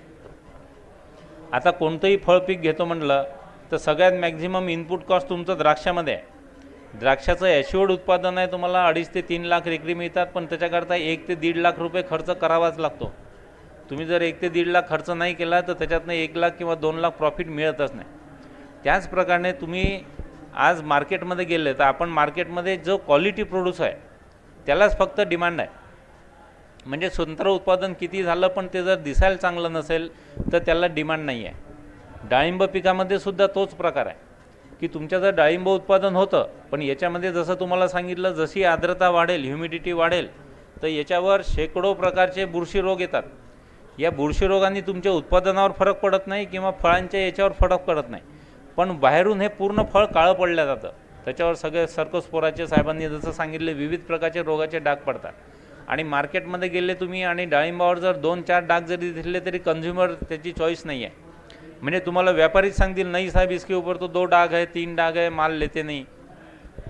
तुम्ही इवन डाग पडलेलं मार्केटमध्ये डाळिंब जरी घेतलं तरी आतमध्ये त्याची जे खाण्याचा भाग आहे इरील तो बेस्ट असतो, पण शेवटी तुम्हाला विकायचा आहे. त्या दृष्टिकोनातून तुम्ही जमिनीचं महत्त्व मी याच्यासाठी सांगतो आहे की मॅनेजमेंट हा पार्ट खूप महत्त्वाचा आहे. आजकाल तुम्ही कोणतंही फळ पीक घ्या, काही घ्या, तुमची जर क्वालिटी प्रोड्यूस तुम्ही करत नसाल तर अशा ठिकाणी तुम्हाला फार त्रास होऊ शकतो. त्याच्यानंतर आता इनपुट कॉस्ट वाढलेली आहे, लेबर कॉस्ट वाढली आहे, फर्टिलायझर ॲप्लिकेशन कॉस्ट वाढली आहे, पाणी द्यायची कॉस्ट वाढली आहे. लेबर कशासाठीही मिळत नाही तुम्हाला. फक्त आता शेतामध्ये लेबर तुम्हाला मशीन चालवायला मिळतील, ॲक्च्युली काम करायला लेबर मिळत नाहीत. मग अशा ठिकाणी तुमची सॉईल कशी आहे आणि प्रत्येकाची सॉईल असेल त्यानुसार त्यांनी मॅनेजमेंट करणं आवश्यक आहे. आपल्याकडे पद्धत कसं आहे की बाजूच्या शेतकऱ्यांनी जी मॅनेजमेंट केलं किंवा त्यांनी समजा संत्रा लावला तर आपण संत्रा लावणार, त्यांनी मोसंबी लावला आपण लावणार, त्यांनी डाळिंब लावला आपल्या ह्याच्यात डाळिंब येऊन राहिला आपण डाळिंब लावणार. आपली जमीन कशी आहे याच्याबद्दल आपण बिलकुल दुर्लक्ष करतो. म्हणजे आपल्याजवळ जर 10 एकर जमीन असेल तर महाराष्ट्रामध्ये सगळा जो आपला टोपोग्राफी आहे उंच सखल प्रदेश आहे, एक प्लेन लँड दिसणार नाही. तुम्ही UPमध्ये गेले, बिहारमध्ये गेले, वेस्ट बंगालमध्ये गेले तर तुम्हाला हजारो एकर लँड एकदम प्लेन लँड दिसेल. तर तिथे जमिनीच्या क्वालिटीत फरक नाही पडणार. पण इथे आपल्या इथे सगळं उंच सखल भाग असल्यामुळे 10 एकराच्या पट्ट्यातसुद्धा 3 टाईपच्या जमिनी सापडतील तुम्हाला. आणि या 3 टाईपच्या जमिनीमध्ये 3 टाईपचं मॅनेजमेंट करणं आवश्यक आहे. कारण तुम्ही जर एक्सेस पाणी दिलं तर विविध रोग उद्भवतील, कमी पाणी पडलं तर फळांचं क्रॅकिंग होऊ शकतं. वेगवेगळ्या प्रकारचे मॅनेजमेंट आहे. त्या दृष्टिकोनातून तुमची जमीन कशी आहे. आता सॉईल हेल्थ कार्डसुद्धा जसं गव्हर्नमेंट देऊन राहिलं आहे, मोठ्या प्रमाणावर देत आहे, त्याचा उद्देश हाच आहे की पहिले तुम्हाला काय प्रॉब्लेम आहे, तुमच्या जमिनीचा काय प्रॉब्लेम आहे त्याचं आयडेंटिफिकेशन झालं पाहिजे. एकदा तुमचं रोगाचं निदान झालं की मग त्याच्यावरची औषधं मार्केटमध्ये उपलब्ध आहे. पण तुमच्या जमिनीमध्ये काय प्रॉब्लेम आहे हाच जर तुम्हाला प्रॉब्लेम कळला नाही तर मग मात्र सगळं मॅनेजमेंट मुश्किल होऊन जातं. तर हे जसं साहेबांनीसुद्धा सांगितलं की आपल्याकडच्या जमिनी, विदर्भातल्या जमिनी सगळ्या चुनखडीच्या जमिनी आहे. आणि मी तुम्हाला सांगितलं की मॅक्झिमम चुनखडी असतानासुद्धा डाळिंबाचं चांगलं पीक येऊ शकतं. मग त्याचा उद्देश काय आहे, तर उद्देश हा आहे की आपण जे न्यूट्रिएंट मॅनेजमेंट करणार आहे त्याच्यात ते कशा प्रकारचं करायचं हे खूप महत्त्वाचं आहे. जसं हा चार्ट साहेबांनी सांगितलं की तुमच्या जमिनीचा pH म्हणजे सामू जर 7.5 किंवा 8च्या वर जात असेल तर अशा ठिकाणी तुम्ही कोणतंही खत टाकलं, स्पेसिफिकली जर फॉस्फरस टाकत असाल तर त्याचं 90% भागाचं फिक्सेशन होतं. मग तुम्ही पीक कोणतेही घेत असाल तरी तुम्ही जर स्फुरद खत वापरत असाल तर त्याचं 100% फिक्सेशन होणार, कॅल्शियम फॉस्फेट बनतात. म्हणजे तुमच्या जमिनीत फॉस्फरस आहे पण झाडांना उपलब्ध परिस्थितीत नाही आहे. म्हणजे तुम्हाला नत्राचं उदाहरण देतो की नत्र झाडं जे आहे शोषण करतात, नायट्रेट फॉर्ममध्ये करतात, NO3 फॉर्ममध्ये. मग तुम्ही शेणखत टाकलं तरी शेवटी त्याचं कन्व्हर्शन नायट्रेटमध्येच होतं, युरिया टाकलं तरी नायट्रेटमध्येच होतं, अमोनिकल टाकलं तरी नायट्रेटमध्येच होतं. म्हणजे झाडांना ॲब्सॉर्ब करायसाठी नायट्रेट फॉर्ममध्ये त्या नत्राचं कन्व्हर्शन होणं फार महत्त्वाचं आहे. त्याच प्रकारे फॉस्फेटचं अवेलेबल फॉर्ममध्ये असणं आवश्यक आहे. आणि तुमच्या जमिनीत जर चुनखडी जास्ती असेल तर मग तुमचं फॉस्फरस त्या अवेलेबल फॉर्ममध्ये राहत नाही. मग अशा ठिकाणी काय करावं लागेल की तुम्हाला फॉस्फरस जे खतं आहेत याचं स्प्लिट ॲप्लिकेशन द्यावं लागेल. आपल्याकडे पद्धत आहे की नत्र सोडून आपण स्फुरद आणि पलाश पहिलेच्या काळात ते एकदाच देत होतो आपण, जेव्हा ताण तोडत होतो किंवा जून जुलैमध्ये. आजच्या परिस्थितीमध्ये फॉस्फरसचं सुद्धा तुम्हाला जवळपास 6 ते 7 वेळ स्प्लिट ॲप्लिकेशन करावं लागेल, अन्यथा ते फिक्स होणार नाही. त्याच्यानंतर बँड प्लेसमेंट करावं लागेल, म्हणजे एकखट्टा न टाकता तुम्हाला सेंद्रिय खतासोबत मिसळून ते देणं आवश्यक आहे. त्याचप्रमाणे तिसरं महत्त्वाचं याच्यात प्रॉब्लेम आहे की जे मायक्रोन्यूट्रियंट आहे, आज मायक्रोन्यूट्रियंटचा वापर खूप प्रमाणात वाढीला लागलेला आहे. म्हणजे आजकाल कोणत्याही फवारण्यासोबत आजकाल मायक्रोन्यूट्रियंट वापरतात आहे आणि तुमच्यावर कंपन्यांचं एवढं बंबार्डिंग आहे की तुम्हाला ते मायक्रोन्यूट्रियंट आम्ही नाही सांगितलं तरी आम्हाला विचारलं याला साहेबाला काही समजत नाही म्हणत, हा काहीच खतं टाकायला सांगून नाही राहिलं म्हणून. त्यामुळे तुम्ही जर मायक्रोन्यूट्रियंट वापरत असाल आणि तुमचा जमिनीचा pH 8.2च्या वर असेल तर तुम्हाला दिसत असेल की जेवढे मायक्रोन्यूट्रियंट आहेत की जसं की आयरन आहे, मॅग्नीज आहे, झिंक आहे, हे महत्त्वाचे मायक्रोन्यूट्रियंट आहे. आणि यांची अवेलेबिलिटी जी आहे, जसं तुम्ही बघाल की ज्याचा pH 4 किंवा 5 आहे अशा ठिकाणीच फक्त हे अवेलेबल फॉर्ममध्ये राहतं आणि जसा pH वाढतो हे अवेलेबल फॉर्ममध्ये राहत नाही. तर चुनखडीच्या जमिनी असेल तर तुम्हाला मायक्रोन्यूट्रियंट देण्याकरता त्याचं मॅनेजमेंट वेगळ्या प्रकारे करावं लागेल. म्हणजे सेंद्रिय खतांमार्फत द्यावं लागेल किंवा साहेबांनी जसं सांगितलं की जे स्लरी आहे, अरे मैडम वो थोड़ा बता दीजिए उनको, आवाज़ बिल्कुल कम रखो बोलना. तर अशा प्रकारे तुमचं मॅनेजमेंट जमिनीनुसार व्हेरी करतं. एक दुसरं सगळ्यात महत्त्वाचा हा पिक्चर बघून घ्या की आपण कोणतंही फळपीक जेव्हा घेतो, म्हणजे तुम्ही संत्रा घ्या, डाळिंब घ्या, मोसंबी घ्या, कोणतेही घ्या, तर सगळ्यात पहिले महत्त्वाची तुम्हाला माझं लक्षात ठेवणं आवश्यक व्हायची त्या पिकाची गरज काय आहे. म्हणजे जमीन किती फूट खोल पाहिजे, तर जमीन किती फूट खोल पाहिजे तर त्याची मुळं किती खोल जातात. मुळं जेव्हा म्हणतो त्याच्यात 2 प्रकारची मुळं आहे, एक आहे केस मुळं आणि एक आहे सोट मूळ, ज्याला म्हणतो ज्याचं रोल आहे फक्त झाडाला सपोर्ट देणे. आणि जे केशमुळं किंवा तंतुमुळं आहे या मुळांमार्फत तुमच्या जमिनीच्या किंवा पाण्याचं अन्नद्रव्याचं शोषण केलं जातं. तर ही मुळांचा फैलाव किती भागात आहे, तर आता हे तुम्हाला स्टडी दिसेल की फक्त 50 सेंटीमीटरपर्यंत याची 90% मुळं आहेत.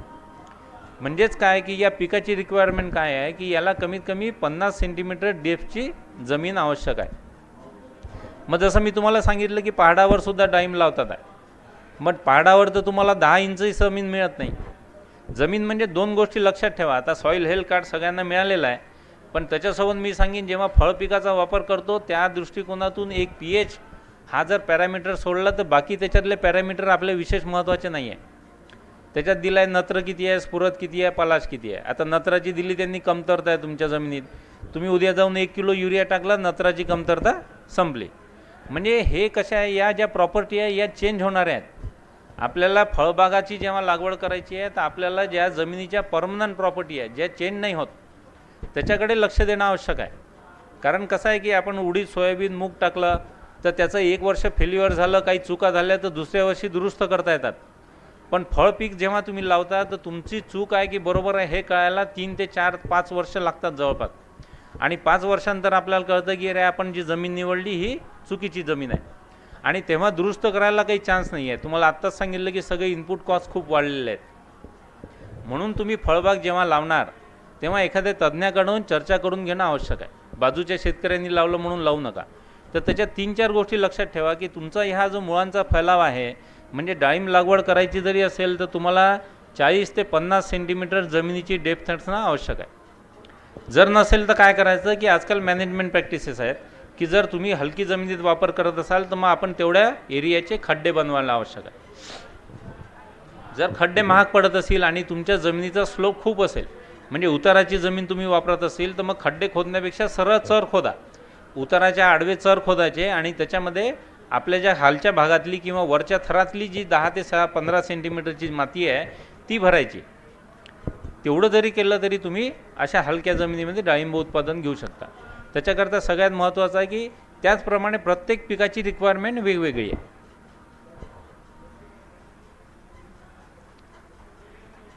ह्या जसं तुम्हाला एक पिक्चर दाखवत आहे की या मुख्यत्वे आपण समजा डाळिंबाचा विचार केला किंवा विदर्भाचा विचार केला तर या 3 प्रकारच्या जमिनी आपल्याला आढळतात. हा जो पहिला जो पिक्चर पाहतो आहे तो तुम्हाला तो एक ग्राफिकल आहे. म्हणजे याच्यामध्ये काय आहे की वरच्या भागामध्ये हलक्या जमिनी म्हणतो आपण याला, तर याच्यामध्ये फक्त 10 ते 15 सेंटीमीटर जमीन आहे. हां, तर तुम्हाला परमनंट महत्त्वाची एक गोष्ट मध्ये राहून गेली. तर तुम्ही जेव्हा जमिनीची निवड कराल तर त्याच्यात 2-3 गोष्टी खूप महत्त्वाच्या आहे. एक तर जमिनीची डेप्थ किती आहे, खोल किती आहे. तर जमिनीमध्ये खोदताना तुम्ही फक्त वरचं सॅम्पल नका घेऊ, शेतामध्ये सब्बल घेऊन जा, कुदळ घेऊन जा आणि त्याला जोपर्यंत मुरूम लागत नाही तोपर्यंत जमीन खोदा तुम्ही. आणि प्रत्येक 15 ते 20 सेंटीमीटर जो व्हर्टिकल लेअर आहे म्हणजे उभ्या थरातले सॅम्पल घ्या. जोपर्यंत मुरूम लागत नाही तोपर्यंत सॅम्पल घ्या आणि त्याच्यानंतर त्याचा स्टडी करा. मला दाखवू शकता किंवा आपले विषयातले तज्ज्ञ आहेत त्यांना दाखवू शकता आणि त्यानुसार मग त्याचं प्लॅनिंग करणं आवश्यक आहे. दुसरी चेंज न होणारी प्रॉपर्टी आहे सॉईल pH. ही सॉईल pH चेंज नाही होत. तुमचं कॅल्शियम कार्बोनेट कंटेंट आहे हे सुद्धा चेंज नाही होत. तर असे जे 4-5 पॅरामीटर आहेत जे खूप महत्त्वाचे आहेत. वॉटर मॅनेजमेंट किंवा पाणी कसं द्यायचं, खतं कसं द्यायचं त्या दृष्टिकोनातून खूप महत्त्वाचे आहे. तर हे जसं सांगतो की पहिली जमीन आहे एक हलकी जमीन आहे. ही थोडीशी लालसर रंगाची असते किंवा भुरकट रंगाची राहते. याच्यामध्ये माती फक्त 10 ते 20 सेंटीमीटरपर्यंत आहे. खाली काय आहे, मुरूम आहे.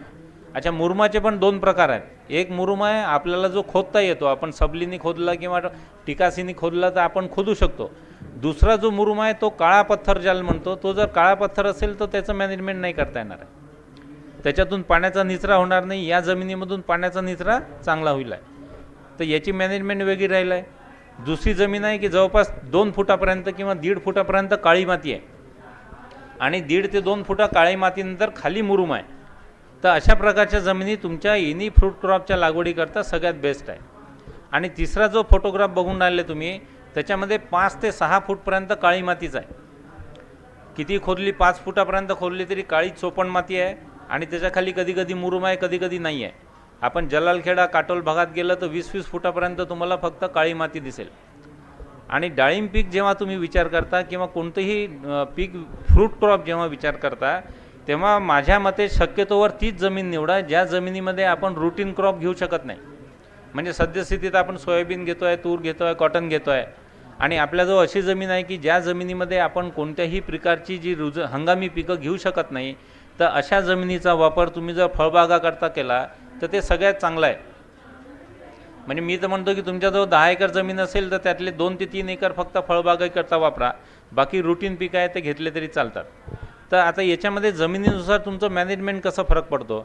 तर ही जी पहिल्या प्रकारची जमीन आहे की जर सगळ्यात पहिलं जी हलकी जमीन म्हणतो याच्यामध्ये तुम्हाला वॉटर मॅनेजमेंट कसं करावं लागेल. तर याच्यामध्ये पाण्याची मात्रा कमी ठेवावी लागेल आणि फ्रिक्वेन्सी वाढवावी लागेल. म्हणजे कमी पाणी वारंवार पाणी द्यावं लागेल.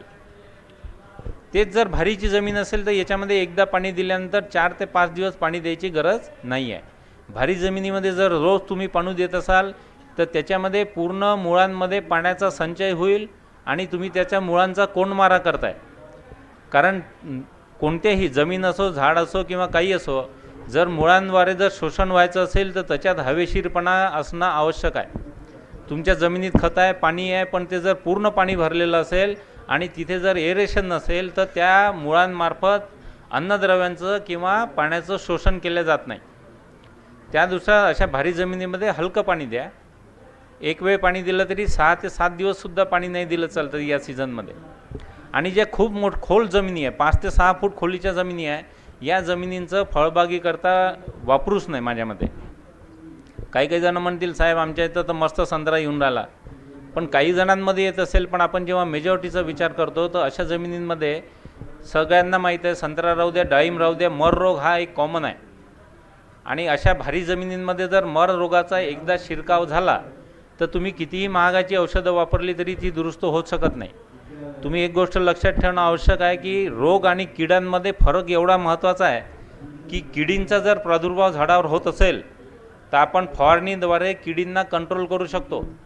पण एकदा रोगाचा प्रादुर्भाव झाला तर ते झाडच मरतं. म्हणजे मर रोग झाला तर त्या झाडाचं रिकव्हरी काही नाही आहे, झाड मरणार तुमचं. म्हणजे 5 वर्ष जगलेलं झाड मरणार आणि भारी जमिनींमध्ये एकदा या विल्डचा जर शिरकाव झाला तर ते कंट्रोल करणं मुश्किल आहे. म्हणजे तुम्हाला जे बाकी जे तज्ज्ञ सांगतील की ही फवारा करा, त्याचं ड्रेंचिंग करा, त्याचा फवारा करा, त्याची कॉस्ट इतकी राहील की तुमचं जे 4 वर्षात प्रोडक्शन निघणार नाही एका झाडापासून, तेवढी त्याची मॅनेजमेंट कॉस्ट राहील.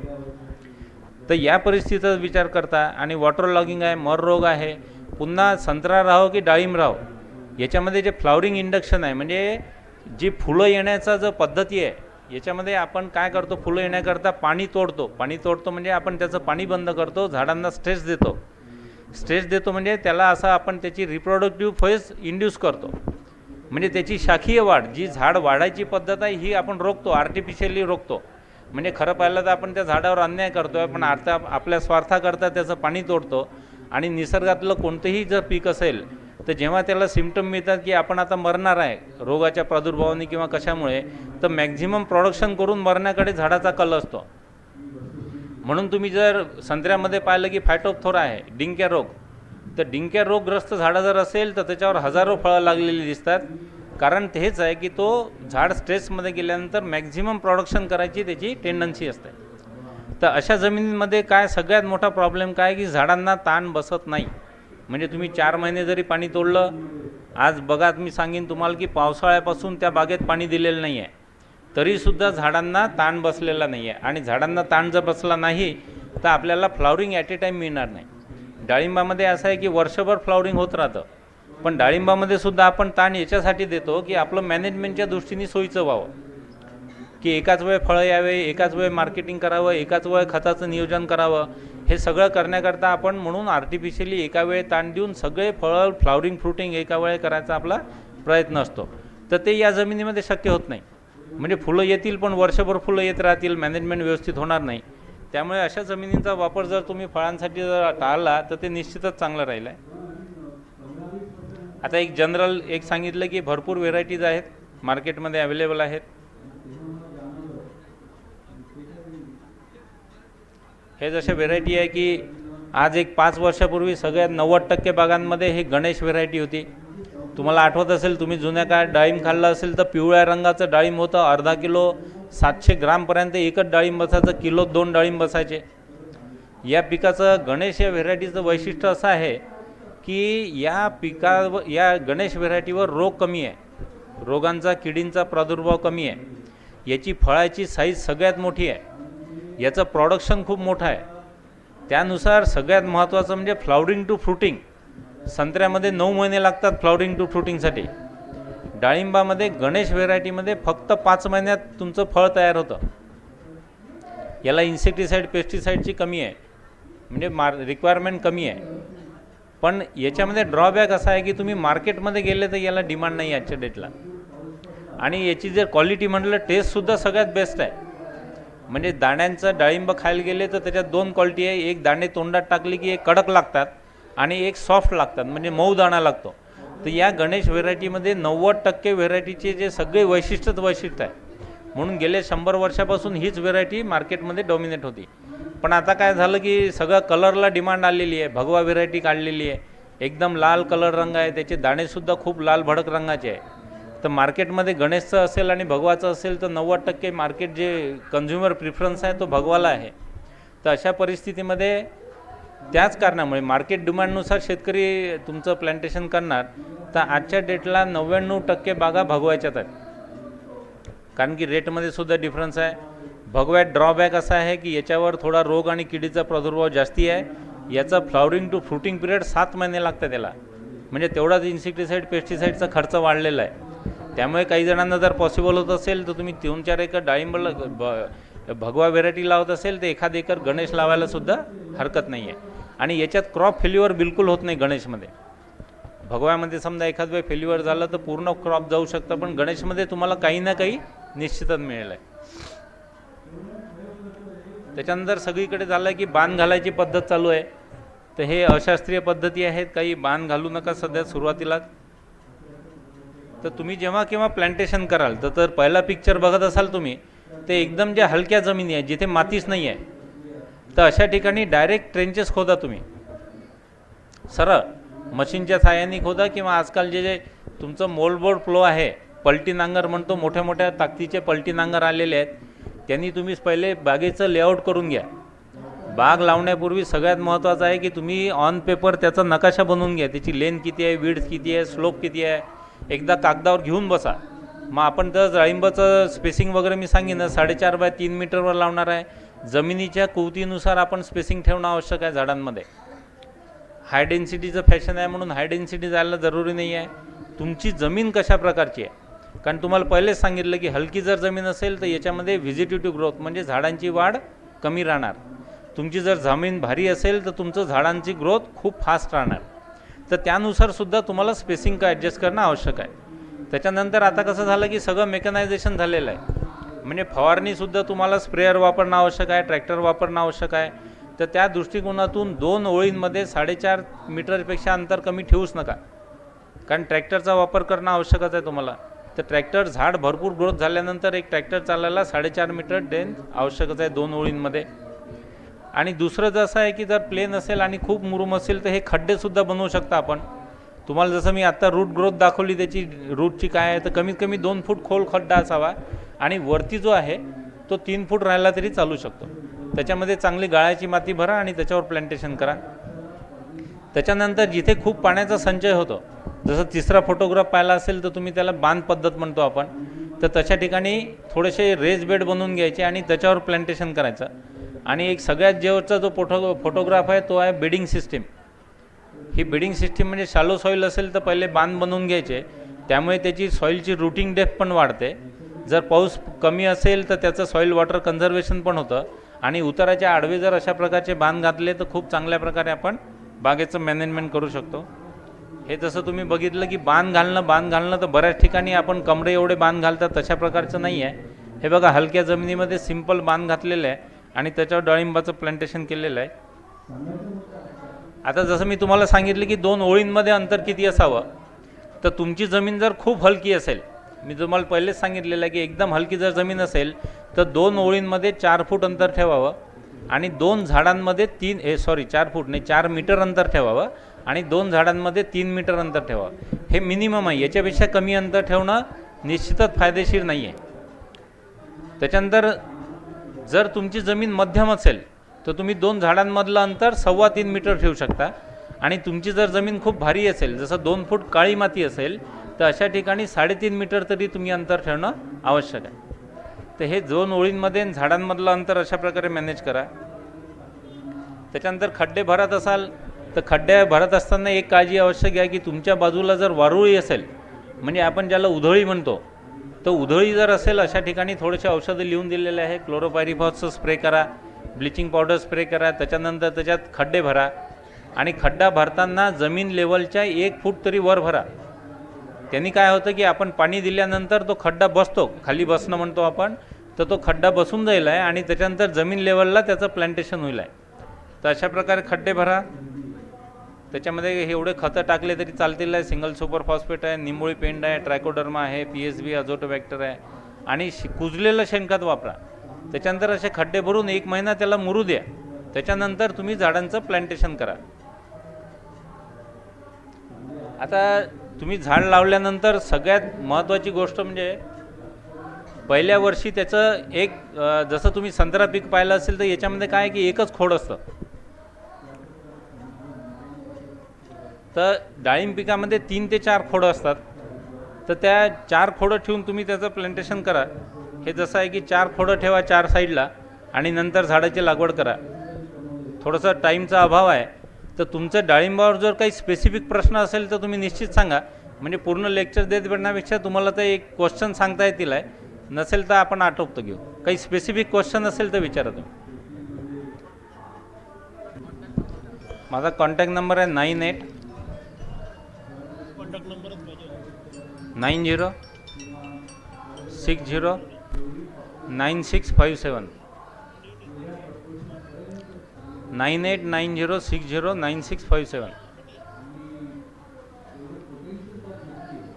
तुम्हाला डाळिंबाबद्दल एक हस्तबहार मॅनेजमेंटचं एक छोटं पुस्तक आहे इथे. त्याच्यानंतर एक थोडंसं डिसीज मॅनेजमेंटचं आहे आणि एक नॉर्मल इंग्लिशमध्ये एक प्लांटेशनचं पुस्तक आहे. कोणाला जर पाहिजे असेल तर माझ्याजवळ अवेलेबल आहे. प्राईस पब्लिकेशन आहे. कोणाची इच्छा असेल तर घेऊ शकता, है ना. काही क्वेश्चन असतील तर विचारा, नाही तर मग आपण आटोपतं घेऊ. जास्त पाणी साचते येतं तर त्याला म्हणजे असं हे पारी बनवशील लावायचे का? नाही, तशा ठिकाणी तुम्ही प्लांटेशनच नका करू ना. जिथे जिथे पाणी साचणारी जमीन आहे नाही, तिथे पण प्लांटेशन करू नका. एक दोन दिवसात ना तो पाणी निघू शकते. हा, एक दोन दिवसात काही प्रॉब्लेम नाही ना. असं काय आणि वॉटर मॅनेजमेंटवर सर बोलणारच आहेत, एक्सपर्ट आहेत आपल्याजवळ, काही प्रॉब्लेम नाही.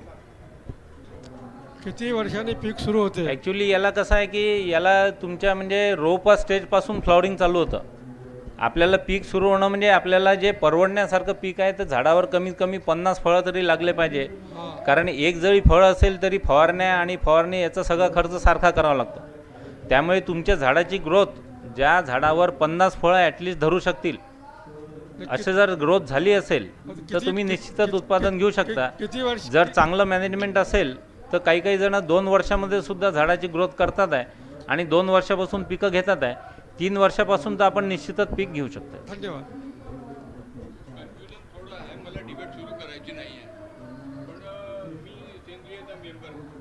ठीक आहे, बोलू मग आपण सेंद्रियचं. मी इथे थांबतो.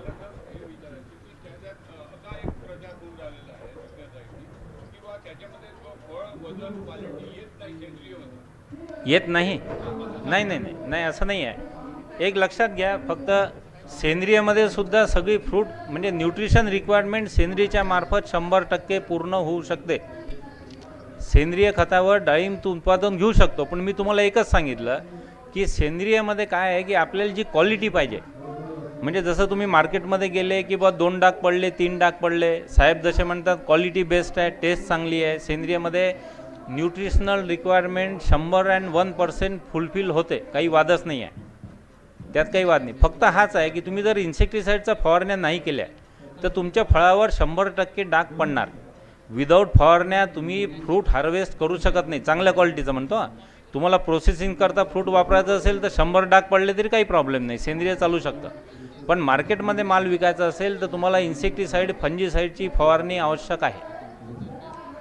एवढंच आहे. बाकी फ्रूट क्वालिटी बनते सेंद्रियमध्ये, चांगली बनते. उलट फ्रूट क्वालिटी चांगली बनते, साईज बनते, काहीही प्रॉब्लेम नाही. जलालखेडामध्ये अशा बऱ्याच बागा आहेत. इथे दाणीसाहेब बसलेले आहेत, त्यांची बागसुद्धा आहे. आपण सेंद्रियमार्फत पूर्ण फुलफिल करू शकतो, काही वादच नाही. म्हणजे एक्सपेरिमेंटली सांगतो, मी स्वतः 4 वर्ष एक्सपेरिमेंट घेतला आहे. पण क्वालिटी म्हणजे क्वालिटी इन द सेन्स फक्त वरून डाग पडतात, एवढंच आहे. आपला जो पट्टा आहे, आपण खारपट्टा म्हणतो, अकोला बुलढाणा साईड कल्ला, तर त्या ठिकाणी आपण हे पीक घेऊ शकतो का सर?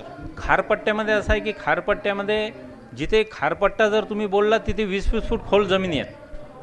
तर जिथे तुमचं काहीच बिघात नसेल तर तुम्ही रेसबेड बनवून त्याच्यावर प्लांटेशन घेऊ शकता, काही निश्चित घेऊ शकता. काय हां, सगळ्यात महत्त्वाचं एक सांगून देतो साहेब की यामध्ये साहेबांनी सुद्धा ट्रस्ट नसेल केलं, सगळ्यात जर धोका कोणता असेल तर बॅक्टेरियल ब्लाईट रोगाचा आहे. जिथे 150 mm रेनफॉल आहे म्हणजे तिथे किती कोरड आहे बघा, लक्षात ठेवा. तशा ठिकाणी आज तिचं डाळिंब उद्ध्वस्त जे झालं आहे सोलापूर नाशिकचं, फक्त एका रोगामुळे, ते म्हणजे तेल्या, बॅक्टेरियल ब्लाईट रोगामुळे. आणि याचं सगळ्यात महत्त्वाचं कारण आहे तुमचं रोग जे आहे, जेवढे जर तेल्याग्रस्त झाडापासून, याच्यामध्ये बडिंग वगैरे नाही आहे, सरळ गुटी कलम बांधतात. आणि त्या भागातले आता शेतकरी काय करून राहिले की त्यांचे तेल्यानी बागा उद्ध्वस्त झाल्यामुळे एका झाडावर 300-300 गुटी कलम बांधतात आहे. आणि रोग म्हणजे तेल्याग्रस्त झाडापासून जर कलम बांधून तुम्ही रोपं बनवत असाल तर त्याच्यावर 100% तेल्या येणार. आणि तेल्या विदर्भाच्या वातावरणामध्ये शेतकरी कंट्रोल करू शकत नाही. सोलापूरवाले करू शकतात आहे, कारण 400 mm रेनफॉल आहे, आपल्या इथे 1000 mm रेनफॉल आहे. अशा ठिकाणी तेल्याकरता सगळ्यात महत्त्वाचं, थोडी जरी ह्युमिडिटी झाली, म्हणजे काल जो फक्त एक म्हणजे थोडंसं 1-4 बुंदाबुंदी झाली आपल्या इथे आणि थोडं ढगाळ वातावरण झालं, एवढं वातावरण झालं की तेल्या जर ज्या भागामध्ये असेल तिचे डाळिंब सगळे फाटूनच जातात. तुम्हाला सिंपल एक्झाम्पल सांगतो, लिंबावर जो खैऱ्या रोग म्हणतो आपण, हा डाळिंबावरचा खैऱ्या रोगच आहे. लिंबामध्ये आपल्याला सवय झालेली आहे की त्याच्यावर डाग पडले तरी मार्केटमध्ये घेतात आणि फळं फाटत नाही. डाळिंबावर जर तो रोग पडला तर ते फळं फाटतातच पूर्ण, म्हणजे टोटल त्याचे 2 भागच होतात. त्यामुळे अशा भागातनं रोपं घेऊ नका. या भागामध्ये काही आहे त्यांचे नंबर देऊ शकतो, किंवा जैनचे टिश्यू कल्चरचे जे रोपं आहेत ते डिसीज फ्री आहे. आणि तुम्ही जर रोपवाले जर रोपं घेतले आणि रोपांवर तुम्हाला हा सिम्पटम दिसत नाही, जवळपास 1 वर्ष सिम्पटम दिसत नाही याचे, पण एका वर्षांनी 100% दिसणार. आता मला अकोला भागातून फोन येणं चालू झाले, साहेब तेल्याला काय करू? मी म्हटलं काहीच नाही करायचं आता.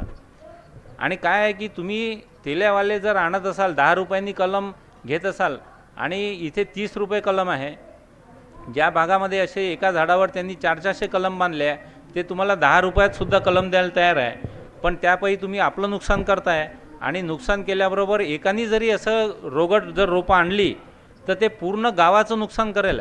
आणि काही एक 5 वर्षाच्या पिरियडमध्ये पूर्ण विदर्भामध्ये सगळीकडे तेल्या जाईल आहे आणि त्याला कोणीही कंट्रोल करू शकणार नाही. त्यामुळे अशा भागातले तुम्हाला फुकट जरी रोपं कोणी देत असेल तर निश्चित घेऊ नका. थोडासा कॉस्ट तुमच्या रोपांवर गेली तरी काही हरकत नाही आहे. ठीक आहे. हॅलो सर, सर एक प्रश्न आहे सर. थोडं नंतर भेटा मला. सर एक मिनिट, एक प्रश्न. हां. मी सर भंडारा जिल्ह्यावरून आलो. अच्छा. भंडारा गोंदिया जिल्ह्यामध्ये मी असा एकमेव शेतकरी आहे. मी फक्त डाळिंबाची बाग लावली 2 एकरात सर. ठीक आहे. म्हणजे भंडारा आणि गोंदिया जिल्ह्यात कुणीच लावलेलं नाही, पण एक प्रयोग म्हणून लावली. 2 वर्ष झाले माझ्या बागेला. यावर्षी मी हस्तबहार घेतला सर ऑक्टोबर महिन्यामध्ये. तर प्रॉब्लेम हा आला सर मला की त्याला कळी येत नाही सर. म्हणजे जे पाहिजे त्या प्रमाणात कळी येतच नाही, ते सुटतात, वाटर सुटत आहे. हां. हा कोणता आता प्रॉब्लेम असेल? हां, कळी येण्याकरता एक हस्तभार मॅनेजमेंट म्हणून पुस्तक आहे, ते एक घेऊन घ्या. आणि दुसरं असं आहे की मी तुम्हाला पहिलेच सांगितलं की झाडाला ताण देणं आवश्यक आहे. आणि यावर्षी तर परिस्थिती आहे की हस्तभार जो ऑगस्ट सप्टेंबर ऑक्टोबरमध्ये यायला पाहिजे होता, आज सोलापूरपासून क्लायमेट चेंज या वातावरणामुळे आज हस्तभार येऊन राहिला. म्हणजे जो आंबिया बहार यायला पाहिजे तिथे हस्तभार येऊन राहिला. इथे 10 शेतकरी आहेत की ज्यांचे डाळिंबाच्या बागा माझ्या ऑब्झर्वेशनमध्ये आहेत. माझी स्वतःची बाग आहे. म्हणजे आम्ही जे स्ट्रेस इंड्यूस केला होता ऑक्टोबरमध्ये फ्लॉवरिंगसाठी, त्याचं फ्लॉवरिंग आज होत आहे.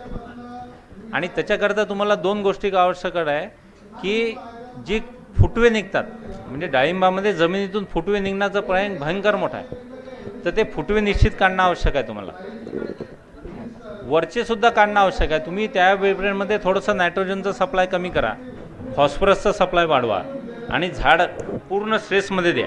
इवन फ्लॉवरिंग सुरू झाल्यानंतर जवळपास 1 महिना ही प्रोसेस चालते. म्हणजे पहिली कळी निघाल्यापासून शेवटचं फ्लॉवर सेट होईपर्यंत 1 महिन्याचा कालावधी जातो.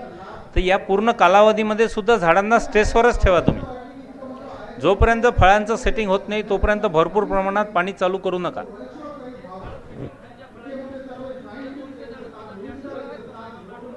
नंतर बोलू आपण. नंतर बोलू. Hello sir. अजून काही प्रश्न असेल?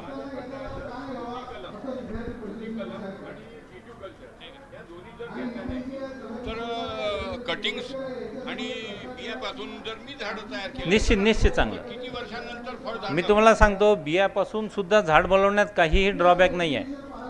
म्हणजे त्याच्यापासून बनत नाही अशातला भाग नाही. उलट 100% डिसीज फ्री, व्हायरस फ्री जर प्रोडक्शन होत असेल तर ते रोपामार्फत आहे, म्हणजे बियामार्फत. त्याच्यामध्ये फक्त असं म्हणतात की काय आहे की जसं आपल्याला जसा भगवा लावला, आता ही भगवा व्हेरायटी कशी निघाली ही सांगतो तुम्हाला. त्यांनी बियांमार्फत लावली आणि सेग्रिगेशन होतं. म्हणजे टिश्यू कल्चरचं कसं, एका झाडाचं सुद्धा डाळिंब जसं आहे तसे 100च्या 100 रोपं सारखेच राहणार. फक्त फळामध्ये काय होतं की थोडा मायनर फरक आहे, तो म्हणजे फक्त अकॅडमिक फरक आहे. असं काही खूप फरक जाणवत नाही आहे. तर तुम्ही निश्चितच घेऊ शकता, काही प्रॉब्लेम नाही. डाळिंबामध्ये रोपं असतानाच फुलं लागतात साहेब, त्यामुळे काही प्रश्न नाही. मी यांना पहिलेच हो त्याच्यात नाही. आता संत्रा पहिले सर्वसाधारण इथे वासनकर म्हणून आहे, त्यांनी 3ऱ्या वर्षी संत्रा घेतला. मी तेच सांगितलं की तुम्ही झाडांची ग्रोथ किती फास्ट घेता, तुमचं मॅनेजमेंट किती चांगलं आहे. एकदा झाड फळ धरण्यालायक झालं की निश्चितच प्रोडक्शन होणार ना. हॅलो सर, फळ संशोधन केंद्रातर्फे मागच्या वर्षी त्यांनी स्टेटमेंट दिलं होतं की तेल्यावरती आम्ही म्हणजे हे करून नियंत्रण करण्यासाठी काही उपाययोजना शोधून काढत आहे. तसं काही झालेलं आहे का अजूनपर्यंत? तेल्यावर काय म्हणजे रोग नाही येऊ म्हणून त्याच्यावरती काही नाही, उपाययोजना? असं काही नाही आहे. मी तुम्हाला खरं सांगतो, एक जे आहे याच्यामध्ये ब्रीडिंग आहे, रूट स्टॉक आहे, पण आजच्या डेटमध्ये असं कोणतंही झाड नाही आहे की जे त्याला प्रतिकारक्षम आहे. आणि त्यांनी जर ते प्रयत्न चालू केले असतील तर त्याला कमीत कमी 10 वर्ष तरी लागतील आहे. आजच्या डेटला तेल्याला प्रतिकारक्षम झाड नाही आहे. म्हणजे त्याच्यात त्यांनी रूट स्टॉकचे, मी स्वतः होतो तिथे, म्हणजे संत्र्यासारखं रूट स्टॉक पडायचं, त्याच्यावर मग बडिंग करायचं किंवा आपण ग्राफ्टिंग करून झाडं बनवायची, पण इव्हन त्याचं रूट स्टॉकसुद्धा कोणतंच तेल्याला प्रतिकारक्षम नाही आहे. त्यामुळे ते काही सध्या तरी दृष्टिक्षेपात नाही आहे ते. आणि बायोटेक्नॉलॉजिकल रिसर्च चालू आहे, ते रिसर्च चालूच राहणार जोपर्यंत तुमच्या हातात येत नाही तोपर्यंत. बाकी त्यांचं रिसर्च चालू राहणार आहे. ठीक आहे, थँक्यू.